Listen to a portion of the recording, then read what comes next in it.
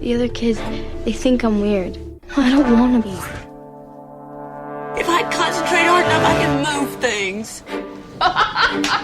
The boys. After the blood come the boys. Welcome to Now Playing's Carrie retrospective series. Sin never dies. Part of the Now Playing Stephen King movie series. The children are wandering through the wilderness of sin these days, Mrs. Snell. Hosted by Arnie. They're all gonna laugh at you. Stuart. They're all gonna laugh at you. And Jacob. They're all gonna laugh at you. Join us at NowPlayingPodcast.com each week for a new installment of this series, and keep coming back as we continue looking at all the Stephen King-based movies. You'll never forget it. These podcasts contain detailed plot spoilers and harsh language. Why didn't you tell me, Mama? Listener discretion is advised. You ready to dance? Today we're discussing Carrie, starring Sissy Spacek, Piper Laurie, Amy Irving, William Catt, John Travolta, and Nancy Allen, directed by Brian De Palma.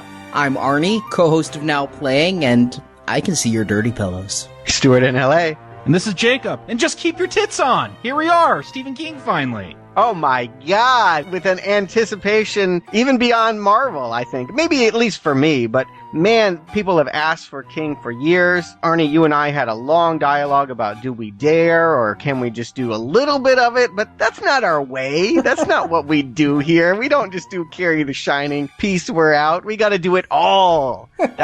That's the Now Playing curse. Children of the Corn Urban Harvest, here we come. 9 Children of the Corns. I just want to put it out there. We will do them all. It is going to take years, folks. Obviously, we're not going to do them all in one long stretch. There are other movies we want to see along the way. I do not want to do that to my life. But yes, this is the onset. We're going in the order in which King published. So from his very first book to his very last adapted work, that will be the last podcast that we cover. We're here with Carrie because this was it. This was the one that made his name. Debut novel. And debut film, and it seemed like the gods were forcing us to do this because Carrie, a remake with Chloë Grace Moretz coming out in 4 weeks. So it was destined, right? We didn't have a choice. Well, you know, if it were the Shining prequel they talk about making, it just means we would have covered Carrie in the spring like we originally planned. But yes, it is nice to be able to kick off a series and all the different iterations that we do get King, which is to say that we got an old movie, we got a unofficial sequel, we got a TV thing, and yes, we got a reboot. I think that King comes in many forms. We even get a musical. I'll be talking about that later as well. I think Carrie has been adapted in a lot of different ways, as King is wont to do, and it's fun to be able to talk about all the ways he's brought to the screen. And it's actually pretty varied. I mean, if I say Stephen King, to me at least, and I'm the King fan here, the instant thoughts are Carrie, Shining, Cujo, Christine, The Stand, basically the 70s and early 80s stuff, but we're gonna have a nice variety too. I mean, in Stephen King, we also get Shawshank Redemption and Stand By Me and Hearts in Atlantis and 1408. The Running Man, for Christ's sake, an Arnold movie. I was not thinking about that when I signed up for King, but then I was like, oh shit, that's right. Bachman, Richard Bachman, his pseudonym, wrote that one. We're going to be ending up doing the entire Bryan Singer oeuvre before it's done. We'll find a way to get Valkyrie in here somehow. No, I hope not. Me too. But yes, I do like that about this, is that even though I primarily think of Stephen King as the horror guy from my youth, someone that I read voraciously in my grade school days, I pretty much stopped after it. I think I read Misery and Eyes of the Dragon, and it was done, and haven't really gone to look at the later movies or books. He was someone that I was a really big fan of, and someone that I really associated with horror. But he's got a lot of breadth to his body of work. There's a lot of films to cover here, and a lot of different genres and ideas. So I think that that's welcome. If you're going to do something that's over 80 different pieces, let there be variance. I don't want to do 80 podcasts of the same review. But that's how I'm approaching this. I guess I'm the skeptic this time. I'm someone that used to like King and do admire some of the big works, but don't really consume a lot of him now and don't really know probably half of these movies. at least the TV stuff. Well, if you're the skeptic, Stuart, I guess I'm the newbie here. I'm familiar with his bigger stuff, especially with the films. Come on, we got a Kubrick film in here with The Shining. Oh, yeah. Carrie, Misery. Some of his bigger films, yes, I'm familiar with. I read a handful of his books. Just not my thing. Just nothing against, it's not even a horror thing. It's just I don't like his style of writing where you put in a lot of extra words that aren't needed and pad that shit out. Not my thing. I like to get to the point here, but I've probably seen more of these movies. At least I'll see the first installment. When we get to that Children of the Corn, no, I've never gone much deeper. Pet Sematary, seen it. The 6 or 7 sequels I'm sure there are, haven't seen them. Only one. But yeah, I missed that one too. Pet Sematary 2, I have no idea what it is. I'm guessing it's just Pet Sematary all over again with Edward Furlong. Oh, I'm so anxious to talk about Pet Sematary 2 for reasons that, oh boy. That one's got a lot of subtext.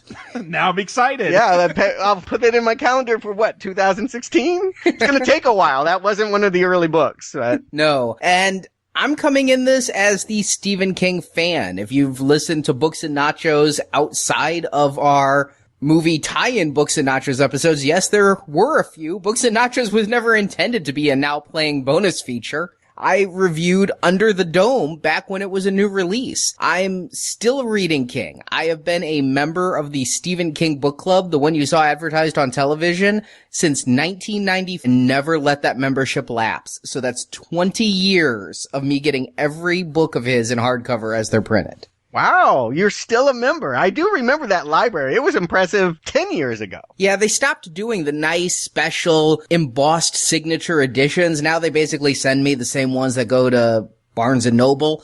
But yeah, up until about 2000, when I think its popularity waned to the point that it no longer warranted special covers in that regard, I have everything in a special book club edition with his signature on the front in gold. I mean, I got into King pretty heavy, and I got into him, as I did a lot of things, because of you, Stuart. Yes. And most of our class in the 5th grade were reading Stephen King. It seemed from 5th grade to 7th grade, everywhere I'd look, especially Skeleton Crew. I couldn't look across the classroom without seeing Skeleton Crew, but I'd also see The Dead Zone and The Stand, and I saw all these books, and I was getting into horror, but actually a little bit afraid of horror. I was only 10 years old, and I thought there were horrible things there. If you listen to our Friday the 13th podcast, my first experience with horror was seeing Mrs. Voorhees decapitated, and it gave me nightmares for years. But eventually, you were kind of who I went to as my guru. I'm like, I'm going to go to this dark land that is Stephen King.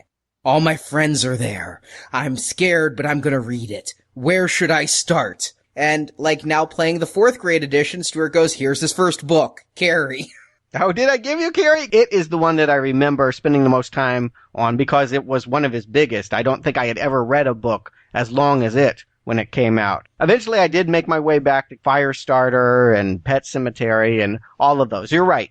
From 4th grade until 9th grade, when I made my 20-page English essay about the writings of Stephen King, I was a voracious Stephen King reader and tried to get everything in. And I did most of it actually in high school and college. During those grade school years, I did read Carrie, but everybody was reading it. And then everyone was reading Tommyknockers. And then everyone was reading the revised Uncut The Stand. So I'd actually just keep up with the new releases. It wasn't until my college years that I went back and started writing term papers on The Shining. I can't wait to talk about that one too with my term paper history.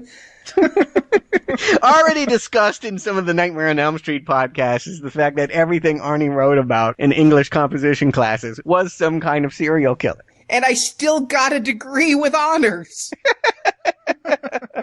I even, in a video production class, had a horror montage with mini Stephen King films. So yes, it was part of my higher education. And so I am so glad to be able to talk about it. And really, as the fan, I am alone handling the Books and Nachos, and I'm not just going to do the stuff that was adapted into movies. I'm going to do every word Stephen King put on paper that I can get my hands on over at Books and Nachos. You can hear my deep critique of Carrie over at booksandnachos.com now. I'm glad we're not doing only King, because when I get down to reading 2 versions of The Stand, I think I'm going to need a few months there. Yeah, I agree. And you know what? I'm joining your book club. I'm not going to be on Books and Nachos, but I'm going to try to keep up. I am going to try to go back and read as time allows the works as we're seeing the movies. I have read Carrie. I actually read it last Christmas because I was preparing myself. This new movie was going to be a March release. But in fact, I have pretty fresh memories of this, so I can't wait to hear your show. But if we're gonna go through King, it makes me happy personally that the first King movie I ever saw and the first King book I ever read is the first King podcast we're going to do. And this is Carrie. And I remember seeing this movie as a young kid. Again, 4th grade, my parents had just gotten a VCR. And because I thought horror was this dark, horrible thing, Carrie was going to be shown on NBC or our local, affiliate back when we only had 13 channels. The young people are like, you only had what? And they didn't air 24 hours. Yeah. At midnight, they were going to show Carrie and then, yes, go off the air. Poltergeist static. And I set up the VCR to record Carrie. And the whole next day at school, I had this pit in my stomach like I was going home to some debauchery, a horror film. And I took the VCR. I couldn't watch it in the living room because my parents might see. So when they weren't looking, I actually, yes, a 9-year-old, I unhooked the VCR and took it into my own room, hooked it back up, not to watch porn, but to watch Carrie. Not suspicious at all. Not suspicious at all as you haul the VCR into your room. And these things were as big as I was in 84. They were not tiny. Yes. And I watched this movie and it got a couple jumps out of me, I will say, and we'll talk about them as we go through, but there were a couple of moments that burned into my memory. It all comes down to one for me. I don't remember my first viewing of Carrie, but I definitely remember what impacted me about it. I've seen this. Like you, Arnie, I watched it on TV. I didn't watch a midnight showing. It was just on like a Saturday afternoon. I remember watching it. Watching it this time around, very different experience seeing an unedited cut. I feel like watching it this time around, it was really the first time for me to see this. It's unedited. We'll get into it, but there's stuff they couldn't show on TV. But isn't this one of those films, like, even if you haven't seen it, you know what it's about. It's really seeped into the pop culture, kind of like you, Arnie. You'd never seen Jaws before you watched it for Now Playing, but you knew what happened. I think it kind of is, but I also am not entirely sure. I mean, you know about the telekinesis, you know about the blood. I mean, I remember even before I saw this movie, going back to age 8, this was one of the videotapes back when VCRs were new and our local video store had it. I thought it was just about a girl who exploded into blood. I mean, the back of the cover had her standing there in a prom dress, and right next to it, split screen, we'll talk about split screen, was her doused in blood. I thought she just became a fountain of blood, like it was spewing out of all her pores. Yeah, that's the one thing I'm betting everyone knows. Girl in a prom dress soaked in blood is iconic as Psycho shower scene. I mean, if you know anything about Psycho, you know that someone gets hacked up in the shower. I'll say that Carrie has the same reputation here. You know that there's a prom queen that is coated in blood for reasons unknown and looks really skeletal and freaky in all the pictures they show. And everybody also knows they're all gonna laugh at you. And if they don't know it from this, they know it from an Adam Sandler comedy album from the 90s, right? But this could have been a very different movie. Being the Star Wars fan that I am, I have known some behind the scenes stuff about this for a long time. If you've ever seen those early test screenings for Star Wars, what is less publicized because it's not Star Wars is Brian De Palma was sitting in the same room with George Lucas watching the same actors and actresses come in, and Lucas got first pick for Star Wars, but Amy Irving, she was trying out for Princess Leia and got the Carrie part. William Catt, he was trying out for Luke Skywalker and got the Carrie part. Oh, it was a shared audition. Yeah.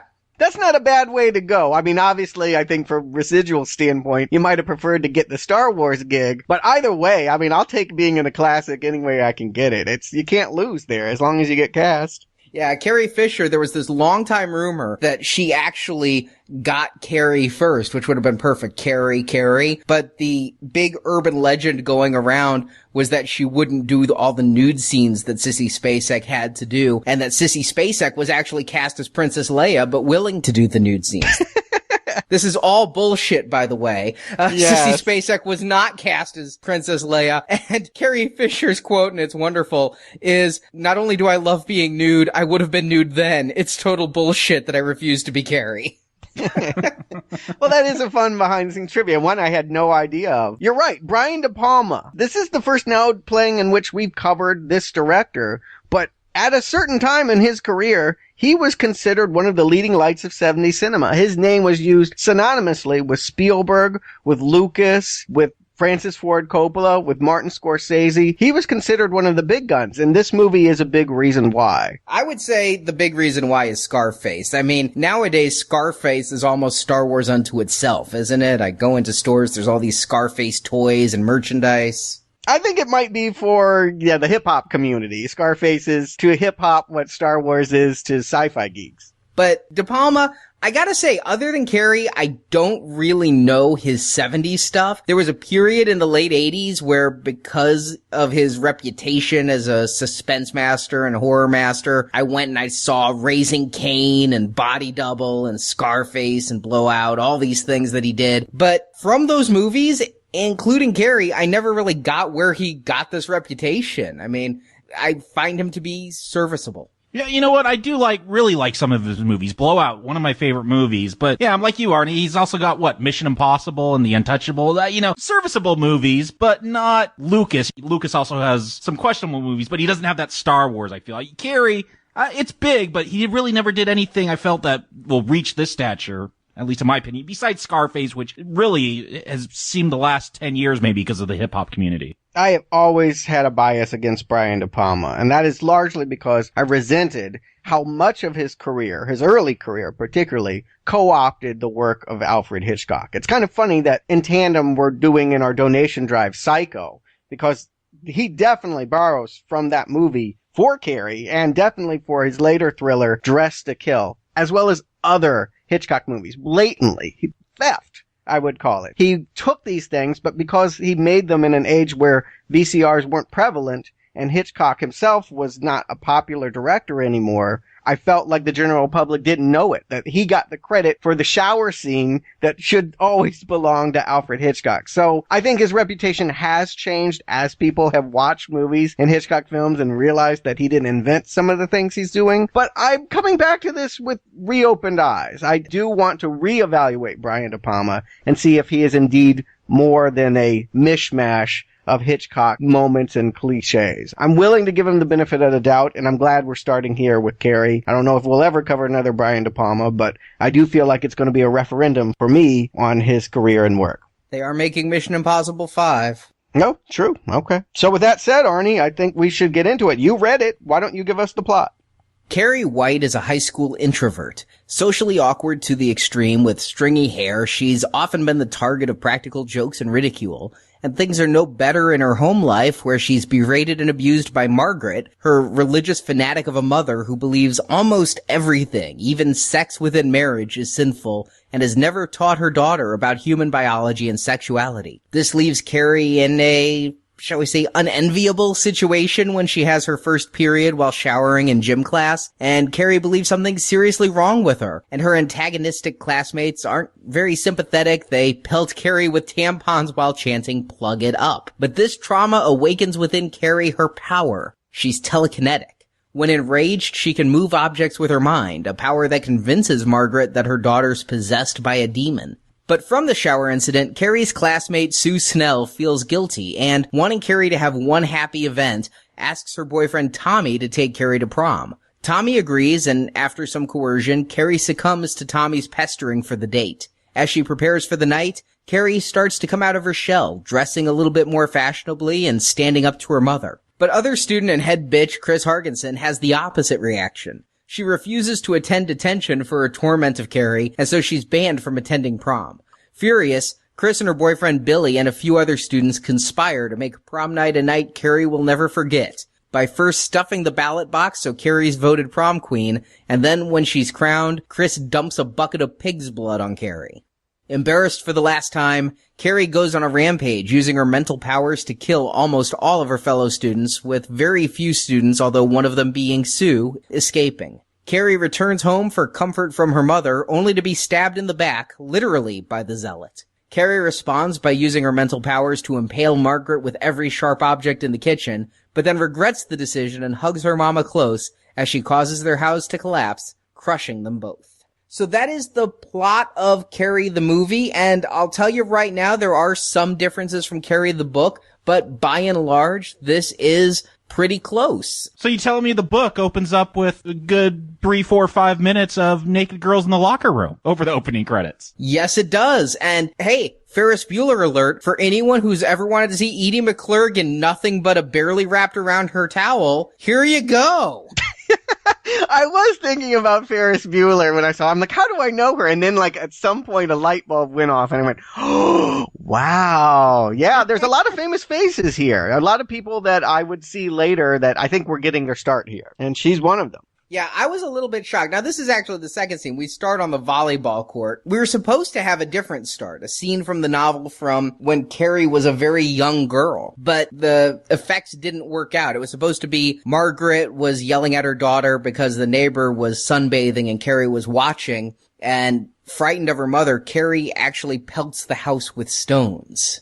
Oh, yeah, I remember that from the book. So they actually were planning to film this. They did film it, actually. It is all filmed somewhere. All these scenes with Piper Laurie and the young Carrie actress and the neighbors. The problem was the little stones hitting the house didn't really make an impact. And at the end, when the house collapses, it was supposed to be big stones crushing it. And you can actually, I've never noticed until I watched a bonus feature, you see stones coming through. I just figured it was ceiling debris. And it was supposed to be little rocks when Carrie was little, big rocks crushing the house when Carrie was big. The big rocks effects didn't work either, and De Palma was like, fuck it, burn the house. You know what? I don't think you need it. I kind of like the way, by omitting that, it kind of feels like the very first time Carrie ever demonstrates any power is right here in the opening scene. That she didn't have, even though we know that she's been victimized and traumatized for all of her years here on Earth, this is the first time she's actually fought back. Yeah, I felt like, at least the way the movie portrays it in the cut that we see, that her telekinesis is linked to her becoming a woman. She has her period, and I took it when she makes that light go out as she's getting berated by the other girls, that was the first time that her powers were made manifest. I like that more. I think that's a stronger link to have her power linked with her becoming a woman instead of just something that was always in her and she did as a little girl. It's cleaner. I'll definitely say that, and I think King intended that to be the case, but he did go back and have some flashbacks to when she was a child, but only a couple of times as a child could she use it. It really came into its own with puberty, but no, I kind of like this. It's a little bit X-Men, isn't it? You hit puberty and you gain your mutant power, but it is much cleaner than she had it all along and is just now learning to use it. You know, you say that and it's true. This is a superhero story. I thought we were getting away from that. I thought we were doing horror movie, but I don't know where the origins of the powers come from. Maybe she lives above a reservoir of toxic waste. I'm not entirely sure. But yeah, this is a typical comic book character. Jacob, you gotta admit, nerd gets superpowers and fights bullies. This is what we've been watching over at Marvel and DC. Oh, no argument for me on that. That's funny because you think superhero, and while I did think Jean Grey with the telekinesis, to me, this is all 70s. This is a revenge film. This is I Spit on Your Grave. This is Last House on the Left with the addition of a superpower. Oh, I get what you're saying. I mean, it's obviously has a different emphasis. She doesn't put on a cape. She doesn't go out there and stop burglars. She has a very specific hit list, and it's pretty much everyone that's ever been mean to her. Yeah, I mean, I ask this in my books and nachos, but in this movie, is Carrie a hero or a villain? I mean, in the end, she's a mass murderer. Right. And you know what? That's a big thing with me. If you've followed any of our other horror series, my need to identify with victims is very crucial to how much I usually enjoy a horror series. So it's an excellent question, and one that I wrestle with as we go through this movie. It is an evolving perception that I have. I have a lot of sympathy. Of course, I think we all do here at the beginning from this opening shot. I'm glad there wasn't one before. I absolutely love the way that De Palma establishes in these first few takes here, everything we need to know about what Carrie White's life has been up to this point. We see this giant volleyball court with all these girls trying to play the game, and it's kind of exciting. You're like, oh, she's not going to get it over the net, and she does, and you don't know who's important until the camera has pulled down almost to Carrie, and you hear this voice. Before I notice Carrie, I hear this voice that says, I'll give it to Carrie, she'll screw it up. And indeed, she lives down to their expectations. I mean, that's been everything for her. We know this girl, right? We all went to school with this. Hell, I was this at certain times in gym class, depending on what sport we were playing. I mean, we've all been there, right? Oh, I had flashbacks of, being forced to play Little League Baseball and just cowering when I had to go to bat, and I would just close my eyes as that ball would whip by my face. Yes. I think this is very relatable to anyone that wasn't a jock growing up. Right. And I was not a jock either, definitely. Especially as a kid, in movie and book form, I could totally relate to her. Now I look at this and I ask if she's a villain, but when I was in high school, who didn't want to be Carrie? Right. Who didn't want to exact that kind of vengeance on your bullies? However, I was never pelted with tampons. Everybody had their share of abuse. I never had this level of abuse, thank God. Well, I think, we're all guys here. I remember hearing stories like this in junior high especially. There's always those stories about things you'd hear happening in the girls' locker room, some girl getting her period while she's changing. I think this is a real thing. Maybe if Marjorie was on here, she'd have some lurid stories she could share, but I feel like this is the stuff that's happened. First of all, I asked if there was a lot of naked romps and towel snaps in the women's locker room after gym class. And while she wasn't going to gym class in the 70s, she said no. Taking showers in gym, that wasn't even a big thing when I was in high school. Maybe in the 70s it was. And my other understanding, though I've never witnessed it firsthand, is when your period starts, it doesn't act like you're hemorrhaging out your vagina. But this is how I think of it. I mean, honest to tell, this was my sex ed. Watching it is so early. This is what I thought actually did happen in the way that it would flow. It was really profound. I had no idea what was happening to Carrie. At the age that I first watched Carrie, I had no more understanding of what was going on in her body than she did. So it was really horrific here as we go from what feels like a Porky's moment, with the soft photography and the nudity and sort of the objectification to pulling into that shower. We think, oh, boobies, a girl lathering herself, and then out comes the blood. It was a stunner at the time. Now, of course, I know that this is the way that the story is bookended, but it was a total surprise. Knowing that this is De Palma, thinking of Blowout, a movie that's about exploitation in film. And that's what I'm thinking going into here. And he always kind of switches that up, at least in Blowout. And I see that here. You start off in the girls' locker room. You see these young perky tits bouncing around. And then it slowly morphs into something different, into this menstruation scene. Now, I thought it said she was 17, which seems really late to have your first period. Yeah, it is late, and it's even later now. I believe it's been proven that hormones in milk and beef cause girls to start around 11 or 12 now. But 40 years ago, I think 17 still was late. I think that's interwoven into the story. Margaret White, her mother, believes you only have your period once you start having sinful thoughts about boys. She doesn't think that it happens at an age. She thinks it happens with a mentality. Right. And this is what I think is really interesting about watching Carrie now, is that she kind of gets it from both sides here. The first attack she gets is from her peers. She is thinking she's bleeding to death, and we have this really incredible, from her POV, they got Steadicam, roving through the aisles of the locker room, her reaching out with bloody hands, asking for help, and it's like this weird hysterical mob scene. It almost feels like the Salem witch trials or something, but it's just really frightening to watch all these girls realize that she doesn't know anything about her own physiology and attacking her for it. That's what's so brutal about this scene, is that there's no empathy at all. They hate that she is so naive and so childlike. I do have questions about her mental state here. Again, this is all within the first, 5-10 minutes of this film where you haven't seen a whole lot of Carrie, got to know who she is, and here she is screaming, help me, help me, help me, and she does seem borderline special needs. Yeah, I agree completely, especially the tone of voice Sissy Spacek uses, the panicked grunting that goes on.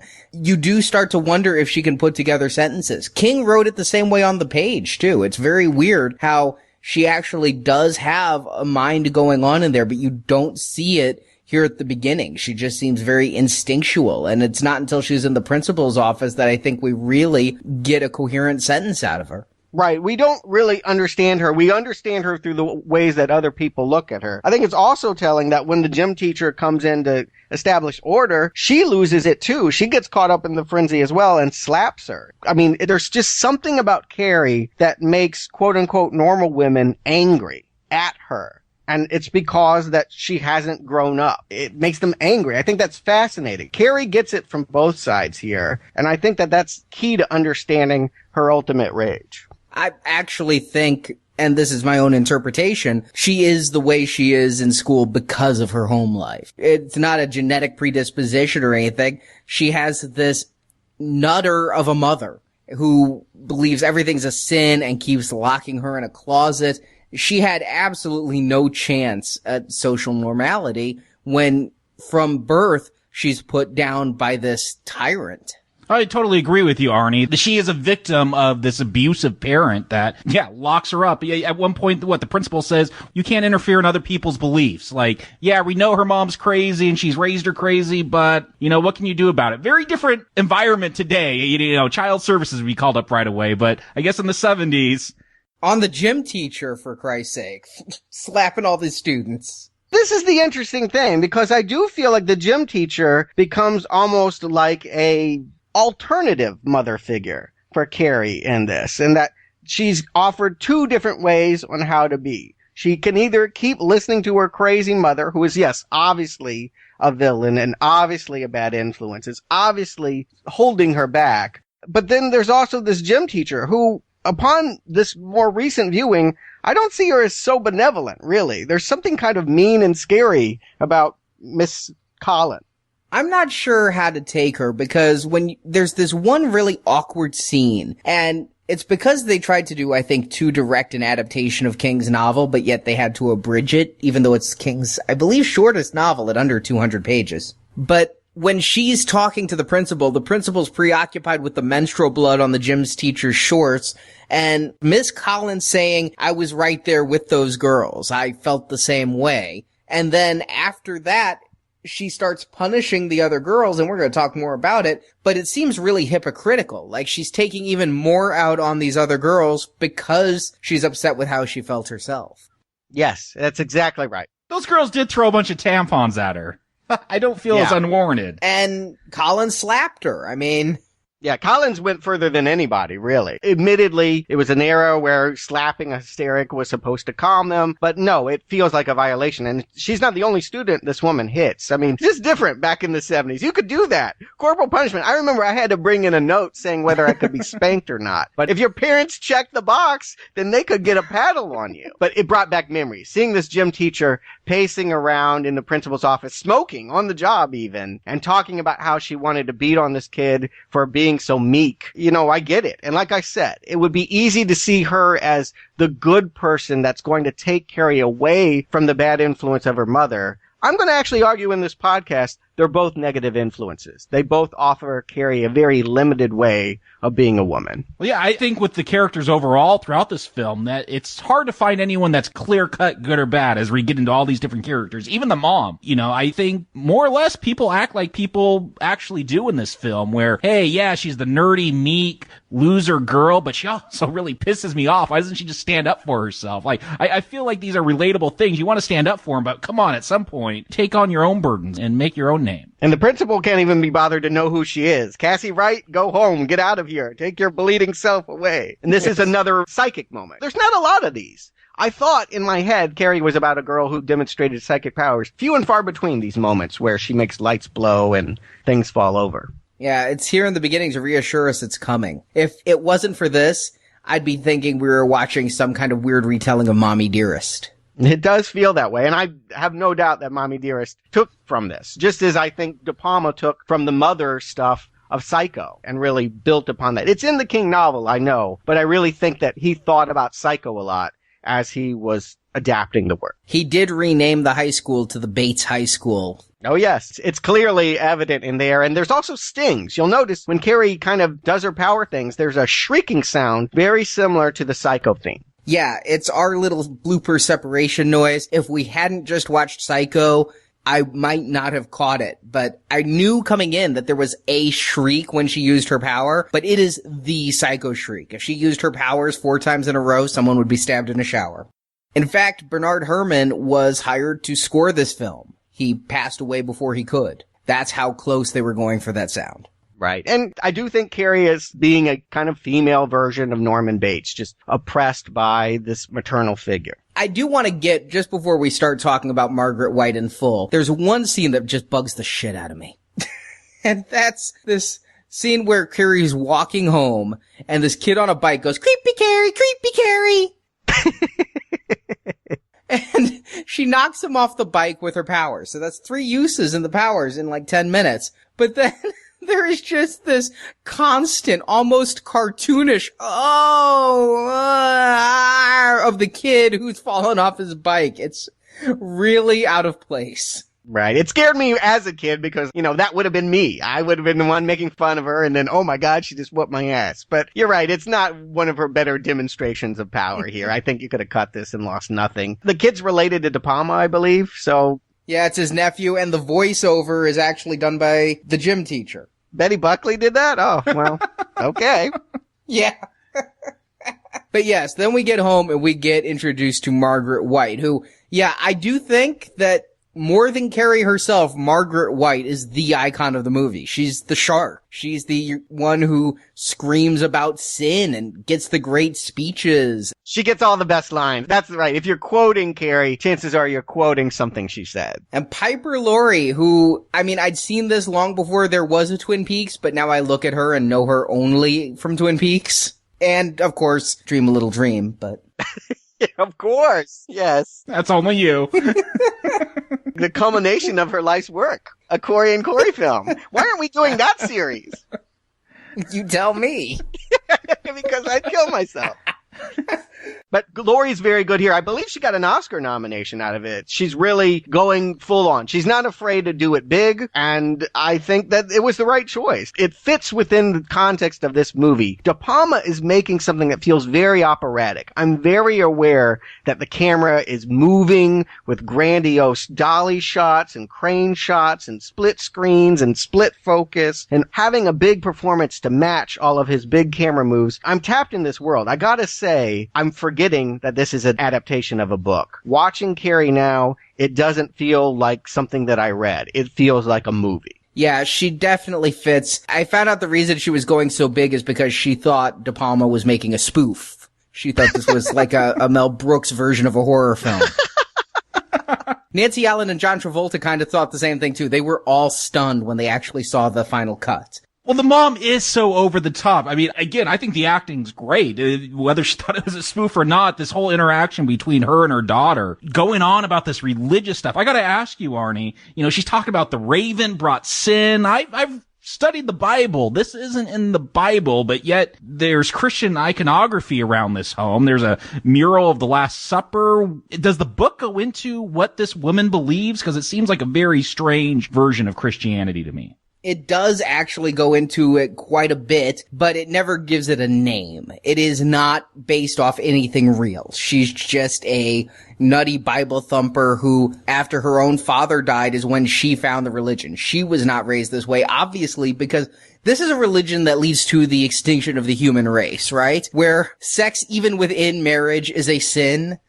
So the only births that can happen must all be immaculately conceived. Yeah, I think they didn't want to demean any one sect of Christianity here. It's meant to be a cult. Just all of them. Yes. An extreme. I think it's a cultish kind of feeling. I've actually known someone, or rather I knew someone who was kind of a part of this. It gets mailed to them. There's actually places like the Church of the Dying Sun or something, just weirdly named churches that send out literature that have all of these kinds of quotes that you will not find in any King James Bible.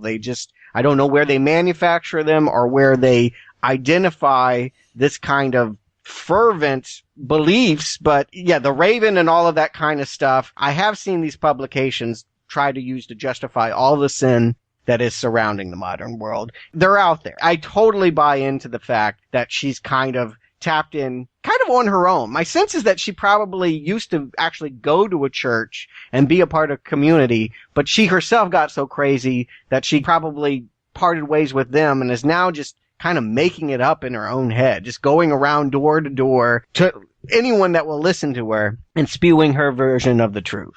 Yeah, we do get a scene earlier where she goes to one of the neighbors and, you could see she's rolling her eyes. The crazy Christian ladies here. Yeah, that's a scene actually added for the film. We never get introduced to Sue's mother in the book, we never see Margaret interact with a single character other than Carrie. So that's an addition. I don't know how I feel about that as the introduction for Margaret White. It certainly tells us a lot about her religion, but I think it's a stronger way if we would have just met her when she's beating up Carrie. Just another negative presence there. I don't know that I needed to see her getting a $10 donation from the neighbor to set this up.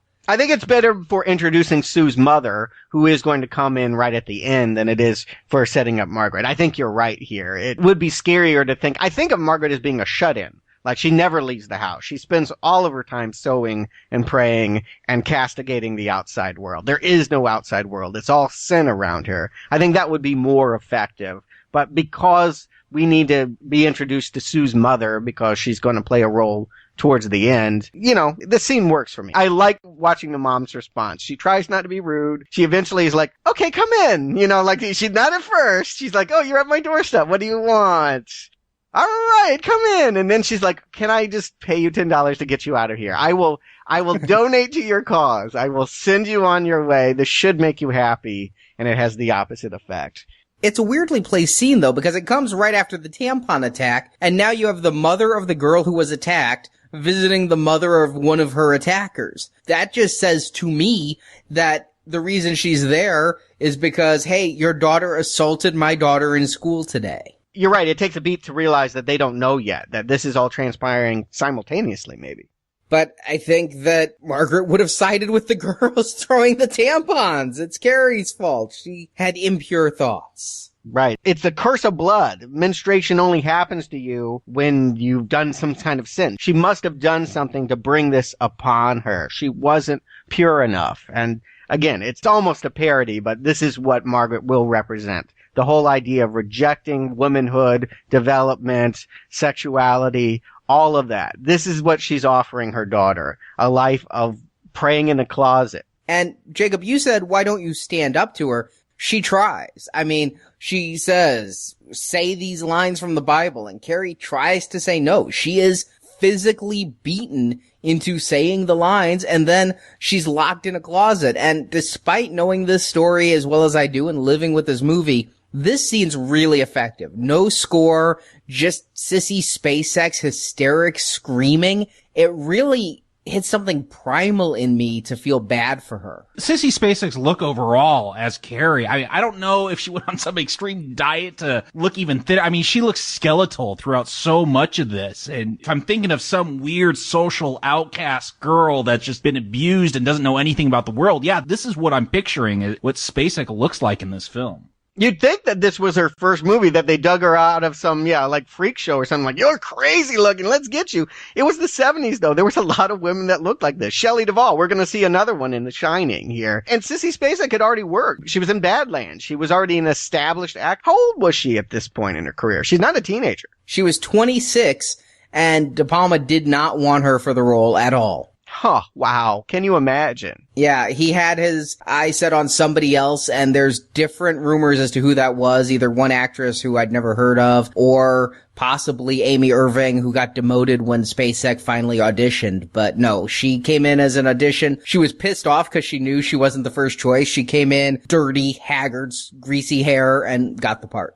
Oh, she sells it. I can't imagine this movie without the look of Sissy Spacek. Even more than the performance, which I guess is good, but is largely... She was nominated for an Oscar, too. Yeah, I mean, but it's a largely reactive performance. What I really take away is the face, the eyes, the paint. This woman it hurts to look at Sissy Spacek in this movie. She's the opposite of a movie star. She is the girl that you'd never look at. It's perfect casting. And in that closet is one of the two memories I had from when I saw this as VHS as a kid.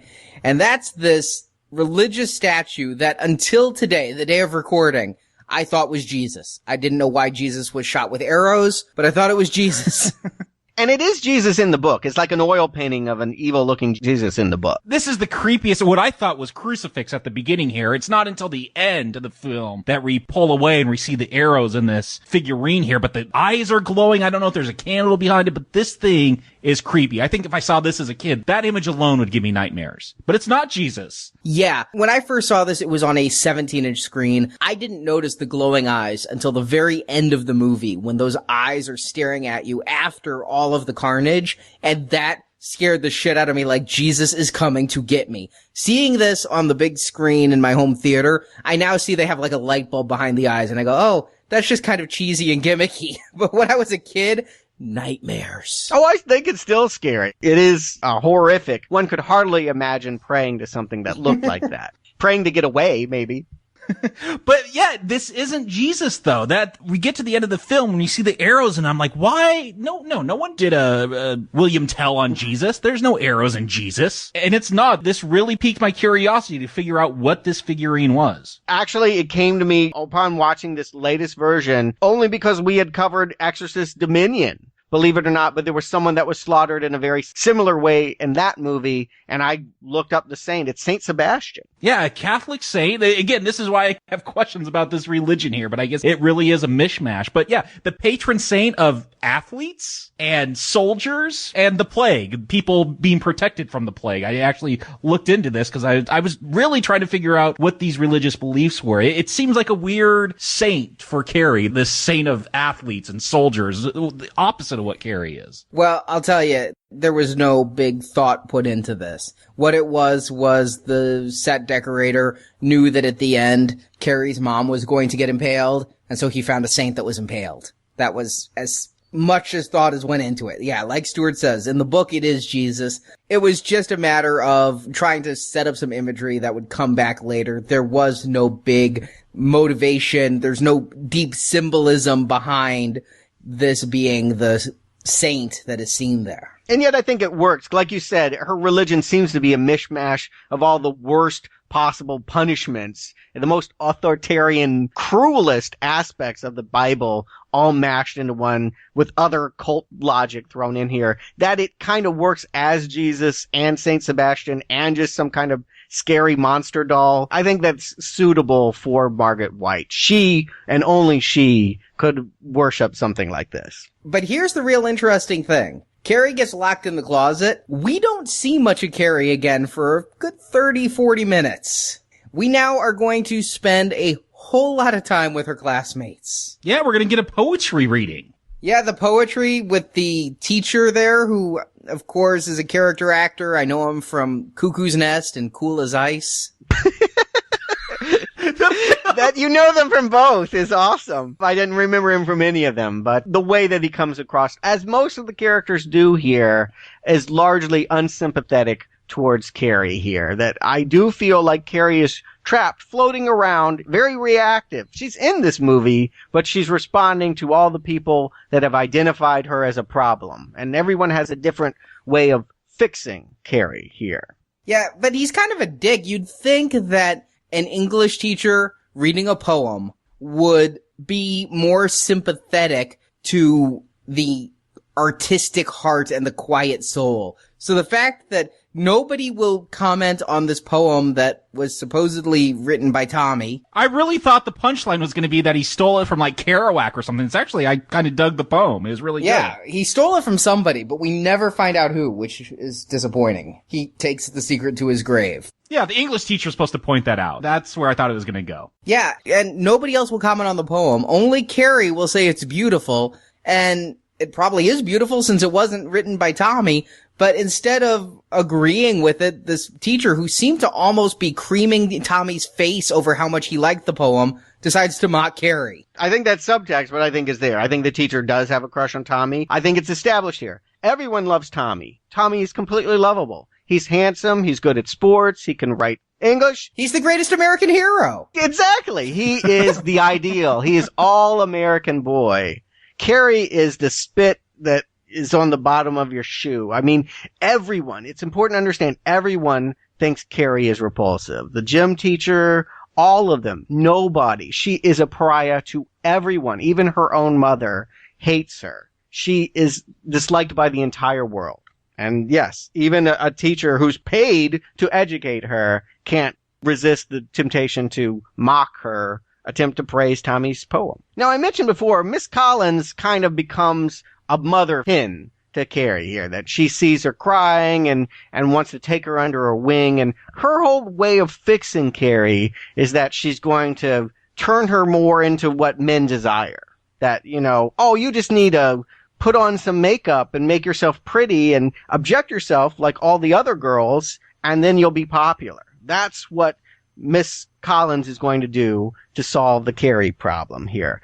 When I was younger, I used to think that she was the good one and the nice one. And here, having seen the way that she responds and seeing the way that she likes to punish the other girls for it, I don't know. Betty Buckley kind of freaks me out. I don't see her as nice. I do. I think she is trying to do the best she can. It's that line from the King novel where she says she sympathized with the girls that confuses the whole movie. It puts a pall over her entire character. Take out that line. Why'd she slap Carrie? Well, you slap her because she is hysterical. And like you said, in 1976, that was an acceptable way of dealing with hysterics. We're going to see a lot of slapping of females in this film. Yeah, I think it was normal. Yeah, and the punishment of the girls, first of all, that comes off almost like a comedy routine out of Revenge of the Nerds or something. I've got questions here, and Stuart, maybe you could help me, because when we do get to this punishment, we get this funky, weird music, and that will come back as we get to the prom. I don't know what the state of teen movies were in 1976. Was there a teen movie genre at this point? Because I really feel like maybe they're trying to parody that with some of these scenes, like this workout with the girls and this weird music they decide to play. Bad News Bears was out there. That's the only one I could think of. Yeah, kids' sports movies. But honestly, with the Moog synthesizer and all of that, I really was thinking about Clockwork Orange. That there are these montages in Clockwork Orange where they have this totally out of left field synthesizer music that's peppy and happy. It's classical music. It's Beethoven in Clockwork Orange. Here, I think it's an original composition, but it seems tonally off from what we're watching. And I agree, these montages, I just write it off as the 70s. Brian De Palma had just made a movie about a killer keyboardist called Phantom of the Paradise. Really strange film. But I think he was just still stuck in the mode of making that kind of music. Yeah, this whole scene, and I'll say this about a lot of the non-Carrie scenes. It goes on a bit too long, and it seems a bit like padding. It feels like we're just going to make the running time. Because when I see this, and the one who really gets me in this whole movie is PJ Souls. From Halloween. Yeah. Her character's name is Norma. She is constantly like chewing gum, wearing the exact opposite of what everyone else is wearing, constantly in this red hat. She's drawing attention to herself with her rainbow suspenders. Okay, baseball hat girl. That's all I knew were buying this film, yeah. Yes. I'm supposed to hate these girls. These girls all started off pelting Carrie with tampons, and instead, I find myself weirdly, like thinking it's a teen comedy, and these are put upon teens against the mean teacher. Yeah, padding is a word that I think of as I watch this film, but it's a word I think of when I read or have read Stephen King in the past. I wonder how much of this is just because of the source material. He seems to be able to stretch any short story out into a 700, 800, 900 page novel. I don't know. I disagree. I like these scenes. I think it takes the theme that we're going to see play out larger, vengeance, and puts it in a different context with characters we weren't expecting that aren't the title character. You're right.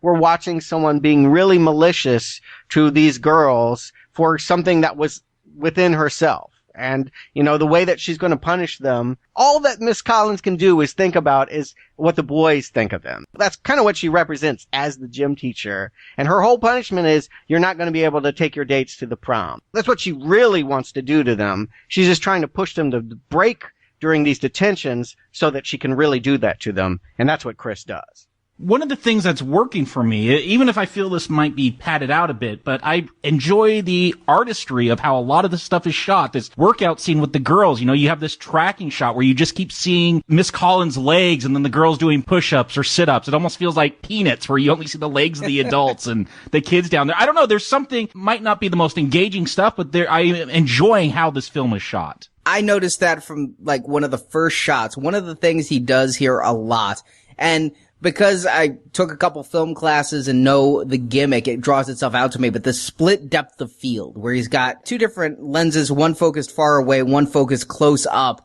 on half the screen. And it's really noticeable when you know what you're looking for because half the screen is blurry, but I like it. It gives this film a real great sense of depth to it. You know, I've seen 3D films that have less depth than De Palma brings to this. You really get a sense of place, a sense of space. You know you're on a real location. You're not on some 8-foot set. I'll just go ahead and say it. We're in the hands of a master filmmaker. I didn't think much of Brian De Palma prior to this. I want to go back and watch his work if he's this good. It's not just Hitchcock riff-offs. I mean, he does do riffs on Hitchcock, but every time he's using the camera, I'm so impressed. And we've seen a lot of low-budget horror movies. Most of them do not achieve what he's able to do. Yeah, and just even throwaway scenes like this. There's just so much going on. I'm never bored. I'm just always engaged because of the way the De Palma's camera is engaged. I think it goes a little overboard at the end, and we'll talk a little bit about that then. But yeah, at this point, it is these filmmaking techniques that are keeping me interested, because the really cheesy synth score, it's feeling like one of those scenes out of one of those Incredible Hulk episodes I reviewed for the Gazette years ago. It is just that bland. You mentioned teen movies. I do think the one that was really an influence, the one that comes to me, is when we get the car drag scene, our introduction to John Travolta and Nancy Allen. They're driving around. It's American Graffiti. I do think that, you know, De Palma was friends with Lucas. That movie was a very big hit. I don't know why these kids would otherwise be listening to 50s doo-wop music. It feels out of time, certainly not very 70s. But I got, in seeing them drive on the strip and him drunk driving and slapping her around for calling dumbass, and it did feel like the mating rituals of those kids in American Graffiti. Fuck if it isn't right out of the book. It is straight out of the book. And one of the things that I'm ding King for in that book is that he makes Billy a 50s greaser. He even writes in the book that he's like a time traveler from a teenager from the 50s existing in the 70s. I think maybe King was picked on by some greasers, but we're going to see greasers again and again and again. Billy here, Travolta, the first greaser for King. And Travolta was unknown at this point, right? Grease hadn't come out. He'd play a greaser a few years later. But he was a sweat hog, and he had a hit song on the radio. Okay. Was that song a hit? He was actually tapped because he had a song as a hit. They wanted him to sing the end credits song. But it's actually a, like, ballad to Carrie, and everybody went, wait, do we want our evil guy who just dumped pig's blood on her to sing a love song to her at the credits?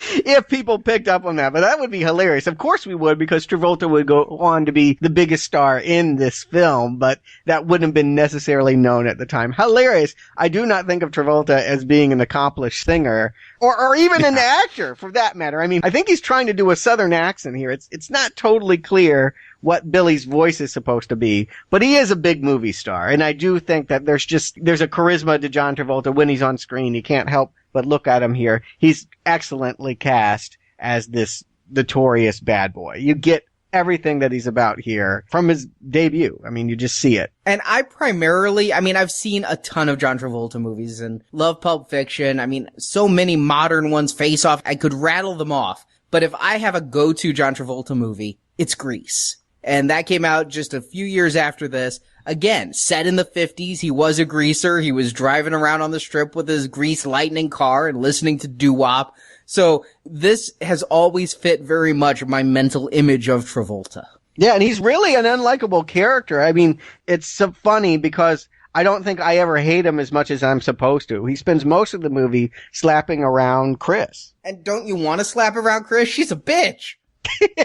Maybe that's it. Maybe that's exactly it, is that Chris is so evil. Almost as evil as Margaret White, but not quite. And he's a real tool in this movie. In the book, he has more of his own motivation. Here, she convinces him to do everything he does while giving what has to be the worst head in the world, because she's talking way too much to be doing anything else good with that mouth. I thought that too. I'm like, if I could understand you, she's saying, Billy. I'm like, if I could understand you, you're sucking my dick wrong. But I gotta say, you know, in high school, you wanted me to do something. Sucking my dick would be a pretty good way to convince me. You know what? And I had the same thought as well. There's no way. They want us to think that she's performing the act, but with the voiceover dialogue, it's very clear that she is withholding until he says yes. I love the edits in this too. We establish a story in parallel. As Chris is baiting Billy into doing her evil plot against Carrie. We have her good twin, Sue, baiting her boyfriend, Tommy, to do the right thing and take Carrie to prom. And I love the way they cut back and forth between these two storylines here. Before, it's Sue's like, I have something I want to tell you. I want you to take Carrie to prom. Cut. And we skip over all of what must be hours and hours of dialogue of why and him going in and in and in. And when we finally cut back, he's watching TV. She's doing homework. They've clearly talked it all out. And he goes, all right, I'll do it. I like that. I like that ellipsis. I like the fact that De Palma, through editing, is able to really tell the story very quickly. And by doing it in parallel, it's fun. It's fun to watch the good plot and the evil plot commence simultaneously. Yeah, I do find it interesting that while we have Chris and Billy with their evil plot, we get Tommy trying to woo Carrie to take her to the prom at the request of his girlfriend, Sue. And I'm kind of surprised that Carrie, because again, we haven't got a lot of characterization with her besides that locker room scene, seeing her fighting with her mom. She's actually somewhat smart enough to figure out that maybe they're trying to play a joke on her. I think that she's had a life of this, though. I think anytime somebody's invited her to something, they've been setting her up. So, I mean, yes, given we started off thinking she was special needs, but by this point, we understand she understands poetry. She understands enough that her mother's full of shit. There's a brain in there. She just is been beaten down. So I was really happy with this characterization that she resists and that it takes some coercion. And again, the gym teacher gets involved. Yeah, I love William Katt's response during the scene where the gym teacher basically hauls Sue and Tommy into the office and is like, all right, what the hell are you doing? And it's, again, being mean and vindictive as she's wont to do. She's doing it, quote unquote, to protect Carrie, but she's also doing it just because I think that there's something really mean in this woman. And so William Katt is just fun to watch here. He's just kind of like, you can tell he's thinking, I don't want to take her to prom. I'm being forced to take her to prom. I'm going to be embarrassed to take her to prom, but I'm doing it only for my girlfriend for reasons I won't ever understand. Was there another blowjob scene they cut out? What's funny is in the book, Tommy's a big reason why Sue makes it happen. Sue feels guilty and Tommy's kind of saying, you need to do something to make it right. And when it comes around to, all right, what I'm going to do to make it right is skip my own prom, Tommy take her. Tommy's like, well, all right, I guess I kind of put her up to this. I like the way it plays here. I really do think that the choices made here are as good or better than what's in the book. It plays. I like it only because of William Katt's performance, which in the very early scenes is so exceptionally bland. But during that scene you talked about with the gym teacher, I think he goes off script. I think he's just like ad-libbing or being himself, or maybe he was just one of those days when you're laughing between takes because he actually feels natural during that scene. I can't say I think natural of him or his hair the rest of the movie. He does win me over, though. He convinces me that he's, at least by the time he gets to the prom, he's not gritting his teeth so much about having to take Carrie, that he's actually trying to help this girl. I really wondered his motivation at the end, and it finally comes through, but I never entirely trusted him. I mean, I knew he'd never do anything to Carrie. I knew coming in that he wasn't part of the plot. But whether or not he was the entire time Sue's put upon boyfriend, or whether he got past it and got to see Carrie as a person, was something that I was really interested in and I didn't get until moments before his death. Largely, I just think he's an object. The fact that he's called Tommy, the movie Tommy would have just come out. He kind of does look like Roger Daltrey. I think that's probably a big reason why he got cast. He's just the perfect blonde guy, and I think he works in that vacuous kind of way. But you're right. We like Carrie more in this second act of the film as well because she's fighting back. She's trying to see who she can trust here. She does not trust her mother anymore. One of the things that the opening does, not only does the period start her telekinetics, it starts her really questioning everything she's ever been told. She's now going to the library and she's going to look up facts for herself. She's not going to trust her mother to tell her the way things are. And she's going to find out what's been going on with her since her mother won't. She's finding out about telekinetics. This is the movie that taught me the meaning of the word telekinesis. I learned it as she did, reading the dictionary. Actually, I learned it from Escape from Witch Mountain, but oh man, did I want this power when I was a kid. I want it now. Remote control too far away. It's the Force. So for some of you younger listeners out there, she's using what is called a card catalog in the library here. There was no internet. There were no databases. She looks up miracles and she skips all the religious stuff and she goes to the science books. I'm wondering, okay, is this going to be about a science versus religion type film as she starts looking into this telekinesis? And she does spend a lot of time. It just seems like they wanted to come up with some reason. I don't know if in the book they delve more into it, but it's just like, oh yeah, there's people around the world with telekinesis. It's just kind of a normal thing. That's actually a big part of the book. A lot of it is told in retrospect, a commission investigating whether or not the telekinesis is real or whether there was some hoax and who was involved in the hoax and if telekinetics were real. And I mean, King, even in his very first novel, gets into the minutia of telling us the genetics required in order for a telekinetic to be born. And I'll tell you right now, it's different than what we see next week in The Rage Carrie 2. I accept it on blank principle. This girl has a weird power that no one else has. She's like no one else, so that's why no one else has this power.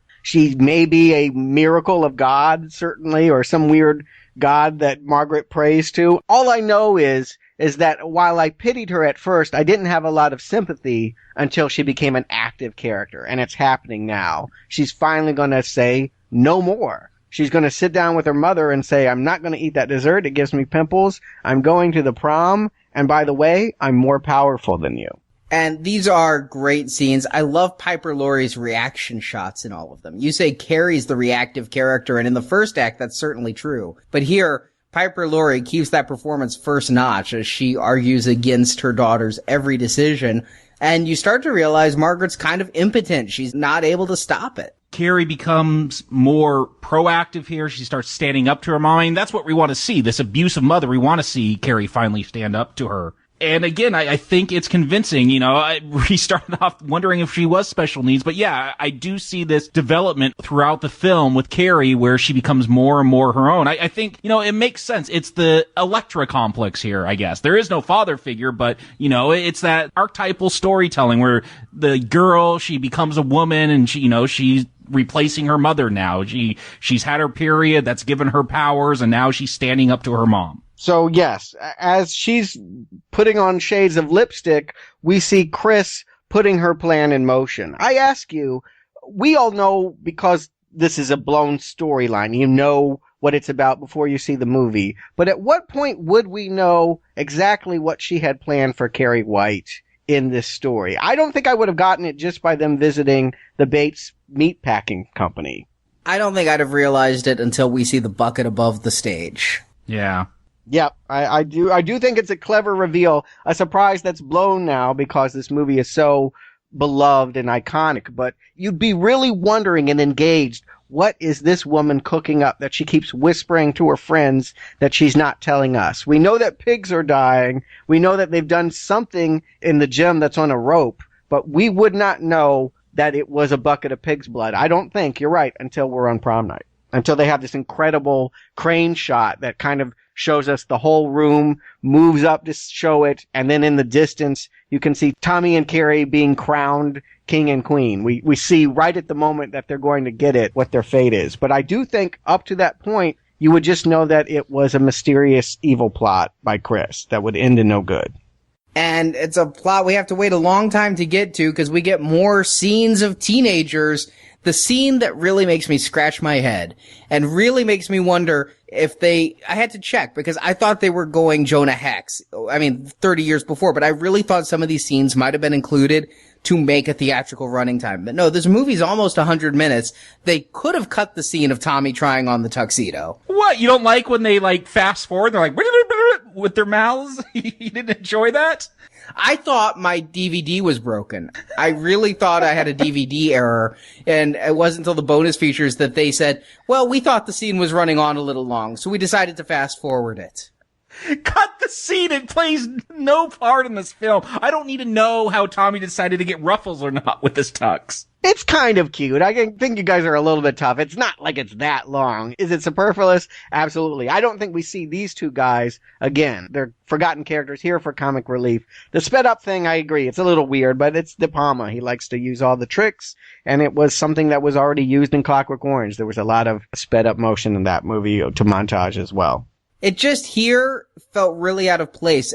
If I'm watching something like Natural Born Killers that is constantly changing film stock to video and all these other little tricks, and it goes into fast forward, I roll with it. I've come to expect it. But in this movie, first of all, the 70s, second of all, where we haven't seen any kind of gimmick like this before, it really just caught me off guard. And yeah, I agree. You need to cut the scene if this is all we're accomplishing with it. If we'd been even setting up something where we got to see Tommy as a nice guy, or get him to get his friends to say, hey, we'll be nice to Carrie on prom night, anything to move the story along. But this is slamming the brakes. I do wonder if you were supposed to get this, like, here's this idyllic teenage life getting ready for the prom, because we're going to juxtapose that in the next scene with one of the most famous lines, I can see your dirty pillows, and more of this abusive mother towards Carrie. And